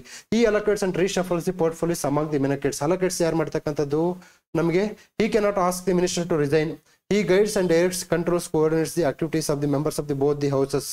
ನೋಡಿ, he allocates and reshuffles the portfolios among the ministers. No, governor is going to do. Okay, governor ಅವರ ಇದು ಮಾಡ್ತಾರೆ. ಫೈನ್. ನಂತರದಲ್ಲಿ with reference to the constitution of the following in the constitution of India, the following cannot be removed by impeachment procedure. Again, this topic is governor. So ಇವ್ರನ್ನ impeachment ಮೂಲಕ ಮಾಡಲ್ಲ. That's why Sarkaria commission and Punchhi commission says governor remove ಮಾಡ್ಬೇಕಂದ್ರೆ there should be proper reason, proper procedure. ಈಗ ಏನಾಗುತ್ತೆ ಅಂತಂದ್ರೆ government change ಆಗುತ್ತೆ. ಈಗ ನಿಮ್ಗೆ 15 ವರ್ಷದಿಂದ ಒಂದೇ ಸರ್ಕಾರ ಇದೆಯಲ್ಲ, ನಿಮ್ಗೆ ಅನುಭವ ಬಂದಿಲ್ಲ. ಮೊದಲೇನಾಗ್ತಿತ್ತು ಅಂದ್ರೆ ಒಂದು ವರ್ಷ UPA, ಒಂದು ಟರ್ಮ್ UPA, ಒಂದು ಟರ್ಮ್ NDA ಬರ್ತಿತ್ತು. ಈ UPA ದಲ್ಲಿ ಅಪಾಯಿಂಟ್ ಆಗಿರತಕ್ಕಂಥ ಗವರ್ನರ್ ಎಲ್ಲ NDA ತೆಗೆದಾಕ್ ಬಿಡೋರು. NDA ರೀಸನ್ ಆಗಿ ಅಪಾಯಿಂಟ್ ಆದವರು UPA ಬಂದಾಗ ತೆಗೆದಾಕ್ ಬಿಡೋರು. For no reason they are going to remove. So that's why Sarkaria commission, Punchhi commission says sir why you are removing sir without reason, you should have a reason ಅಂತ ಹೇಳ್ತಾರೆ. So again this answer is governor. Okay, ನೋಡಿ again ಕೇಳಿದ್ದಾರೆ vice president, chief justice of India, chief justice of high court. ನೀವೇನ್ ಮಾಡ್ತೀರ ಅಂದ್ರೆ ಈಗ ಇತ್ತೀಚೆಗೆ honourable justice BR Gavai became the chief justice of Indian supreme court. ನೀವೇನ್ ಮಾಡ್ತೀರಾ? ಅಲ್ಲಿಗೆ ಸ್ಟಿಕ್ ಆಗ್ತಾರೆ. Go to in depth. Collegium system ಅಂದ್ರೆ ಏನು? ಕೊಲಿಜಿಯಂ ಸಿಸ್ಟಮ್ ಯಾರಿಗೆ ರೆಕಮೆಂಡ್ ಮಾಡುತ್ತೆ? ಕೊಲಿಜಿಯಂ ಸಿಸ್ಟಮ್ ಅಲ್ಲಿ ಇರ್ತಕ್ಕಂಥ ಮಾನದಂಡಗಳು ಏನು? ಕೊಲಿಜಿಯಂ ಸಿಸ್ಟಮ್ ಅಲ್ಲಿ ಯಾವ ಜಡ್ಜ್ಮೆಂಟ್ ಕೇಸಲ್ಲಿ ಕೊಲಿಜಿಯಂ ವ್ಯವಸ್ಥೆ ಬಂತು, ಅದರಲ್ಲಿ ಎಷ್ಟು ಜನ ಸದಸ್ಯರಿರ್ತಾರೆ? ಇದು ಪ್ರಿಲಿಮ್ಸ್. ಮೇನ್ಸ್ ಆಂಗಲ್ ಅಲ್ಲಿ ಯಾವ್ದು ಓದಬೇಕು ಅಂದ್ರೆ IAS ಮೇನ್ಸ್, KS ಮೇನ್ಸ್ ಓದೋರು ಏನ್ ಮಾಡಬೇಕು ಅಂತಂದ್ರೆ ಕೊಲಿಜಿಯಂ ಅಲ್ಲಿ ಕಂಡು ಬರ್ತಕ್ಕಂಥ ಚಾಲೆಂಜಸ್ ಏನು, ಬೆನಿಫಿಟ್ಸ್ ಏನು, ಅದರ ಇಂಡಿಪೆಂಡೆನ್ಸ್ ಏನು, ತದನಂತರದಲ್ಲಿ how it is make judiciary independent. So ಈ ರೀತಿಯಾಗಿ ತಾವು ತಿಳ್ಕೊಬೇಕಾಗುತ್ತೆ. ಫೈನ್. ಕ್ವಶನ್ ಇದು ಈಸಿ ಇದೆ, ಇದ್ರ ಬಗ್ಗೆ ಎಂತೆಲ್ಲ ಕೆಡ್ಸ್ಕೊಂಡ್ಬಿಲ್ಲ. The following amendment of the Indian constitution, national commission backward. ಇದು ಈಸಿ ಇದೆ. 102nd. Okay, 102nd amendment, no doubt in that. ಇದು ಬಹಳ ಈಸಿ ಇದೆ. Okay, again SC ST commission, OBC commission ಬಹಳ ಇಂಪಾರ್ಟೆಂಟ್. ಕಾನ್ಸ್ಟಿಟ್ಯೂಷನ್ ಅಮೆಂಡ್ಮೆಂಟ್ ಕೇವಲ ಒಂದು 20 ಅಮೆಂಡ್ಮೆಂಟ್ ಹೇಳ್ತೀನಿ. ಆ 20 ಅಮೆಂಡ್ಮೆಂಟ್ ಓದ್ಕೊಳ್ಳಿ, ನಿಮಗೆ ಹೆಲ್ಪ್ ಆಗುತ್ತೆ. ಅದು ಬಿಟ್ಟು ಜಾಸ್ತಿ ಓದ್ಕೊಳ್ಳೋಕೆ ಹೋಗಬೇಡಿ. Which of the following are the joint military exercise between India and Maldives? Yes, ಇಂಥ ಕ್ವಶನ್ಸ್ ಏನ್ ಮಾಡ್ಬೇಕು ಸರ್? ಸರ್ ವೆರಿ ಸಿಂಪಲ್ ಆಗಿ ಹೇಳ್ತೀನಿ. ಎಕ್ಸಾಮಿನರ್ಗೆ ಇಂಡಿಯಾ ಅಂಡ್ ಇಟ್ಸ್ ನೈಬರ್ಸ್ ಬಹಳ ಇಂಪಾರ್ಟೆಂಟ್. ಎಕ್ಸಾಮಿನರ್ಗೆ ನೀವು ಯಾವ ಎಕ್ಸಾಮ್ ಆದ್ರೂ ಪ್ರಿಪೇರ್ ಆಗಿ, PSI ಆದ್ರೆ IAS ಆಗಲಿ. ನೋಡಿ ಹೇಗೆ ಅಂತ ನಾನು ಟ್ರೆಂಡ್ ತೋರಿಸ್ತೀನಿ. Trend, what is the trend? See here, ನಮಗೆ ACCAD ಮೇನ್ಸ್ ಅಲ್ಲಿ ಇಂಡಿಯಾ ಅಂಡ್ ಬಾಂಗ್ಲಾ ಕೇಳಿದ್ದಾನೆ. KS ಮೇನ್ಸ್ ಅಲ್ಲಿ ಇಂಡಿಯಾ ಅಂಡ್ ಚೈನಾ ಕೇಳಿದ್ದಾನೆ. ಇದರ ಅರ್ಥ ಏನಂತಂದ್ರೆ ಭಾರತ ಮತ್ತು ಅದರ ನೆರೆಹೊರೆಯ ರಾಷ್ಟ್ರಗಳು ಎಕ್ಸಾಮ್ಸ್ಗೆ ಇಂಪಾರ್ಟೆಂಟ್. ಮಾಲ್ಡೀವ್ಸ್ ಎಲ್ಲಿದೆಯಪ್ಪ? ಭಾರತದ ನೆರೆಹೊರೆಯ ರಾಷ್ಟ್ರ. ನೀವೇನು ಹೇಳ್ಬೋದು ಸರ್, ಇಲ್ಲ ಸರ್ ಮೊನ್ನೆ ಮೊಯ್ಜು ಬಂದಿದ್ದಾರಲ್ಲ ಮಾಲ್ಡೀವ್ಸು, ಅದಕ್ಕೆ current affairs. No, it's not like that. Sir ಪ್ರತಿ ಬಾರಿ ಈಗ ಬಾಂಗ್ಲಾದೇಶದಲ್ಲಿ ಆಗಿದೆ, ನೇಪಾಳದಲ್ಲಿ ಚೇಂಜ್ ಆಗಿದೆ, ನೇಪಾಳದಲ್ಲಿ ರಾಜಪ್ರಭುತ್ವ ಬೇಕಂತ ಹೋರಾಟ ಮಾಡ್ತಿದ್ದಾರೆ. Okay, it's not like that. If you run behind current affairs, ಇಲ್ಲಿವರೆಗೂ ಒಂದೇ ಒಂದು ಕರೆಂಟ್ ಅಫೇರ್ಸ್ ಬಂದಿಲ್ಲ, ಮೈಂಡ್ ಇಟ್, ನೆನಪಿರಲಿ ನಿಮಗೆ. ಓಕೆ, ಸೊ ಇದರಲ್ಲಿ ನಾವು ಪ್ಯೂರ್ ಸೈನ್ಸ್ ಕ್ವಶನ್ಸ್ ಬಿಟ್ಟಿದ್ದೀನಿ. ಓಕೆ, ಅದು ಬೇರೆ ವಿಚಾರ. ನೋಡಿ ಎಕುವಿರನ್, ಇದು Ekuverin. Okay, which one of the following joint military exercise? So how many of the above options are correct ಅಂತ ಕೇಳಿದ್ದಾನೆ. ಓಕೆ, ಸೊ ಇಲ್ಲಿ ಇದು none of the above answer. My point is ಏನಂತಂದ್ರೆ India and its neighbours, Surya Kiran, hand in hand. Okay, so ಈ ತರ ನೋಡಿ ಎಲ್ಲಿ ಕೇಳಿದ? 2024 UPSC ಪ್ರಿಲಿಮ್ಸ್ ಅಲ್ಲಿ ಭಾರತ ಮತ್ತು ಶ್ರೀಲಂಕಾ, ಭಾರತ ಮತ್ತು ಬಾಂಗ್ಲಾದೇಶದ್ದು ಏನಾಗಿತ್ತು ಕ್ವಶನ್ ಬಂದಿತ್ತು, joint military exercise. Sir India ಬಹಳಷ್ಟು ದೇಶಗಳೊಂದಿಗೆ ಮಿಲಿಟರಿ ಎಕ್ಸೈಸ್ ಮಾಡುತ್ತೆ. ಹೇಗೆ ಮಾಡ್ತೀರಾ? How you are going to do? It is not possible to do not possible to remember every military exercise. So don't do that thing. Okay, yes, United Nations Conventions on the Laws of the Seas, UNCLOS, has established the international legal order of the seas and oceans. Sir UNCLOS important ಅಂತ ನಿಮ್ಗೆ ಗೊತ್ತಾಗುತ್ತೆ? ಗೊತ್ತಾಗಲ್ಲ. ಏನ್ ಮಾಡ್ಬೇಕು ಇದಕ್ಕೆ? ಯಾವ್ದಾದ್ರು ಬುಕ್ಕಲ್ಲಿ ಹೇಳಿದಾರ? ಇಲ್ಲ, ಹೇಳಿಲ್ಲ. ಸೊ ನಾವೇನ್ ಮಾಡ್ಬೇಕು ಇಲ್ಲಿ ನೋಡಿ, ಇದು both 1 and 2 is correct answer. But answers ಹುಡ್ಕೋದು ನಮ್ ಕೆಲಸ ಅಲ್ಲಲ್ಲ. Okay, India supports freedom of navigation over flight based on the principles of UNCLOS. ಸಹಜವಾಗಿ ಮುಕ್ತ ನೌಕಾಯಾನವನ್ನು ಇಂಡಿಯಾ ಸಪೋರ್ಟ್ ಮಾಡುತ್ತೆ. ಇಂಡಿಯಾದಲ್ಲಿ ಎಲ್ಲ ದೇಶಗಳು ಸಪೋರ್ಟ್ ಮಾಡುತ್ತೆ. ಆ ಒಂದು ಸೌತ್ ಚೀನಾ ಸೀಯಲ್ಲಿ ಚೈನಾ ಬಂದು ಅಡ್ಡ ಹಾಕತ್ತೆ ಎಲ್ಲರನ್ನ, ನೀನು ಅಲ್ಲಿ ಬರ್ಬೇಡ, ಇಲ್ಲಿ ಬರ್ಬೇಡ, don't come to this area, this is mine area, this is 9 dash line, it is my, ಇದು ನನ್ನ ಕೋಟೆ, ಈ ಆರ್ಮುಗಂ ಕೋಟೆಯಲ್ಲಿ ಯಾರು ಬರಂಗಿಲ್ಲ ಅಂತೇಳಿ ಫಿಲಿಪೈನ್ಸ್, ಥೈಲ್ಯಾಂಡ್, ಮಯನ್ಮಾರ್ ಅದಕ್ಕೆಲ್ಲ ರೋಪ್ ಹಾಕೊಂತ ಇರುತ್ತೆ. ಅದಕ್ಕೆ ಏನ್ ಮಾಡುತ್ತೆ India? No no no no UNCLOS rules ನ ಫಾಲೋ ಮಾಡಪ್ಪ, ಅದ್ರೆ ಫ್ರೀಡಮ್ ಆಫ್ ನ್ಯಾವಿಗೇಷನ್ ಹೇಳುತ್ತೆ, ಅನ್ಕ್ಲೋಸ್ ಅಂತ ಹೇಳುತ್ತೆ. So both answers are both statements are correct, but my point where it is came. Okay, UPSC civil service exam office 2022 just 3 years back UNCLOS ಬಗ್ಗೆ ಬಂದಿದೆ. ಅರ್ಥ ಆಯ್ತಾ? ನಾನು ಹೇಳಿದೆ ನಿಮಗೆ, UPSC ಸಿವಿಲ್ ಸರ್ವಿಸ್ ಇದು ನಿಮ್ಮ ಅಪ್ಪ ಪ್ಲಸ್ ಅಮ್ಮ ಎರಡು ಆಗಿರ್ಬೇಕು. UPSC civil service exam CAPF CDS. ಓಕೆನಾ? ಇಲ್ಲಿ ಆಲ್ರೆಡಿ ಬಂದಿದೆ ಅಲ್ವಾ? ಏನಿದೆ? Regarding the United Nations convention on the laws of C consider the following. ಅನ್ಕ್ಲೋಸ್ ಬಂದಿದೆ. ನಿಮ್ಗೆ ಏನ್ ಅನ್ಸುತ್ತೆ? ಕ್ವಶನ್ ಪೇಪರ್ ತುಂಬಾ ಟಫ್ ಇದೆ, 402 ತುಂಬಾ ಟಫ್ ಇದೆ, ಅದು ಟಫ್ ಇದೆ, ಇದು tough. Not like that, it's not like that. Okay, so ಹೀಗೆ ನೀವು ಅನ್ಕ್ಲಾಸ್ ಬಗ್ಗೆ ಈಗ ಮತ್ತೆ ಹೋಮ್ವರ್ಕ್ ಮಾಡಬೇಕು. ಹೋಮ್ವರ್ಕ್ ಮಾಡೋರು ಏನ್ ಮಾಡಬೇಕು? ಅನ್ಕ್ಲಾಸ್ ಬಗ್ಗೆ ಹೋಮ್ವರ್ಕ್ ಮಾಡಿ, ಬರ್ದಿಟ್ಕೊಳ್ಳಿ, ನಿಮ್ಮ ಪುಸ್ತಕದಲ್ಲಿ ಬರ್ದಿಟ್ಕೊಳ್ಳಿ, ವೆಬ್ಸೈಟ್ಗೆ ಹೋಗಿ ಸರ್ಚ್ ಮಾಡಿ, ವಿಕಿಪೀಡಿಯಾ ಎಲ್ಲ ಸರ್ಚ್ ಮಾಡಿ, POQ ಸರ್ಚ್ ಮಾಡಿ. ಓಕೆ, ಟೆಕ್ಸ್ಟ್ ಬುಕ್ ಆ್ಯಪ್ ಅಂತ ಇದೆ, ಟೆಕ್ಸ್ಟ್ ಬುಕ್ ವೆಬ್ಸೈಟ್ ಅಂತ ಇದೆ, ತುಂಬಾ ಒಳ್ಳೆ ಇದು ವೆಬ್ಸೈಟ್, ಅದು ಒಳ್ಳೆ ವೆಬ್ಸೈಟ್, ಅದು ಅದನ್ನ ಫಾಲೋ ಮಾಡಿ, ಅದ್ರಲ್ಲಿ POQ ಸಿಗುತ್ತೆ, ಅಲ್ಲಿಂದನೇ ಎತ್ಕೊಂಡ್ಬರೋದು. ನಾನು ನಿಮಗೆ ಗೊತ್ತಾಗ್ಲಾರ್ದಂಗ ಏನು ಇಲ್ಲಿ ಮ್ಯಾಜಿಕ್ ಮಾಡ್ತಾ ಇಲ್ಲ. ಇರೋದನ್ನ ನಿಮ್ಮ ಕಣ್ಣಿಗೆ, ನಿಮ್ಮ ಹತ್ರ ಮೊಬೈಲ್ ಇದೆ, ನಿಮ್ಮ ಹತ್ರ ಇಂಟರ್ನೆಟ್ ಇದೆ, ಈಗ ನಿಮ್ಗೆ ಏನ್ ಬೇಕೋ ಅದನ್ನ ಹೇಗೆ ಉಪಯೋಗ ಮಾಡ್ಕೋಬಹುದು ಗೊತ್ತಿದೆ, ಮಾಡ್ಕೋಬೇಕು. That's all about this UNCLOS. Okay, next, which one of the following statement are correct regard to the UN UNCLOS 2024 CAPF. ಇದು UPSC ಎಕ್ಸಾಮ್ ಕಂಡಕ್ಟ್ ಮಾಡುತ್ತೆ. CAPF 2024 ನೋಡಿ, ಹೋದ ವರ್ಷ ಈ ಅನ್ಕ್ಲಾಸ್ ಬಗ್ಗೆ ಕೇಳಿದ್ದಾರೆ. ನೀವು CAPF, CDS, NDA, UPSC civil service, SSC ಇವು ಮ್ಯಾಂಡೇಟ್ರಿ. ನೀವು ಇದು ನೋಡಿಲ್ಲ ಅಂತಂದ್ರೆ ನೀವು ಪ್ರಿಪ್ರೇಷನ್ ಮಾಡ್ತಾ ಇಲ್ಲ ಅಂತ ತಿಳ್ಕೊಂಡ್ಬಿಡಿ. ನೀವು ಪ್ರಿಪ್ರೇಷನ್ ಮಾಡ್ತಾ ಇಲ್ಲ, ಸುಮ್ಮನೆ ಫಾರ್ ಟೈಮ್ ಸೇಕ್, ಅಂದ್ರೆ ಎಲ್ಲರೂ ಪಾಠ ಮಾಡ್ತಿದ್ದಾರೆ, ನೀವು ಲೈಬ್ರರಿಗೆ ಹೋಗ್ತೀರಾ, ರೂಮಿಗೆ ಬರ್ತೀರಾ, ನೀವೇ ಅಡುಗೆ ಮಾಡ್ಕೊಳ್ತೀರಾ, ನೀವೇ ಊಟ ಮಾಡ್ತೀರಾ. That's not idea. ನಮ್ಮ ಇಡೀ ಈಗ ಕೋರ್ಸ್ ಸ್ಟಾರ್ಟ್ ಆಗ್ತಿದೆಯಲ್ಲ, ಆ ಕೋರ್ಸ್ ಹೇಗೆ ಸ್ಟಾರ್ಟ್ ಆಗುತ್ತೆ ಅಂತಂದ್ರೆ ಕಂಪ್ಲೀಟ್ ಆಗಿ ಈ ಕ್ವಶನ್ ಪೇಪರ್ ಬೇಸ್ಡ್ ನಾವು ಕ್ಲಾಸ್ ಮಾಡ್ತೀವಿ, ಬಿಟ್ರೆ ಬೇರೆ ಯಾವ ಆಂಗಲ್ ಇಂದನೂ ಕ್ಲಾಸ್ ಮಾಡಲ್ಲ. ನನಗೆ ಎಕ್ಸಾಮ್, ನನಗೆ ಬಲಪಂಥ ಎಡಪಂಥ ಏನು ಇಂಪಾರ್ಟೆಂಟ್ ಅಲ್ಲ, ನನಗೆ ಎಕ್ಸಾಮ್ ಪಂಥ ಅಷ್ಟೇ. That's all. Okay, UNCLOS authorizes the UN Security Council to take the direct action in case of the disputes between the states on sovereign rights. You actually, ಇದು ಏನು ಕೆಲಸ ಇದೆ? ರಾಂಗ್ ಸ್ಟೇಟ್ಮೆಂಟ್ ಇದೆ. UNCLOS defines the contiguous zones and specifies its functions. That's true. Both US and India have ratified UNCLOS. Okay, so ಇವುಗಳ ಬಗ್ಗೆ ಎಲ್ಲ ನಾವು ಏನ್ ಮಾಡಬೇಕು? 214 ಕರೆಕ್ಟ್ ಇದೆ. ಓಕೆ, 214 ಏನಿದೆ? 214 UNCLOS defines the contiguous zones and specifies its functions. UNCLOS grants certain rights to landlocked states. Okay, this is all about UPSC this RTO question paper decoding class. I will come up with next video. Definitely PSI 402 second paper ಮಾಡ್ಕೊಡ್ತೀನಿ. Please wait. Thank you and we'll meet in the next class.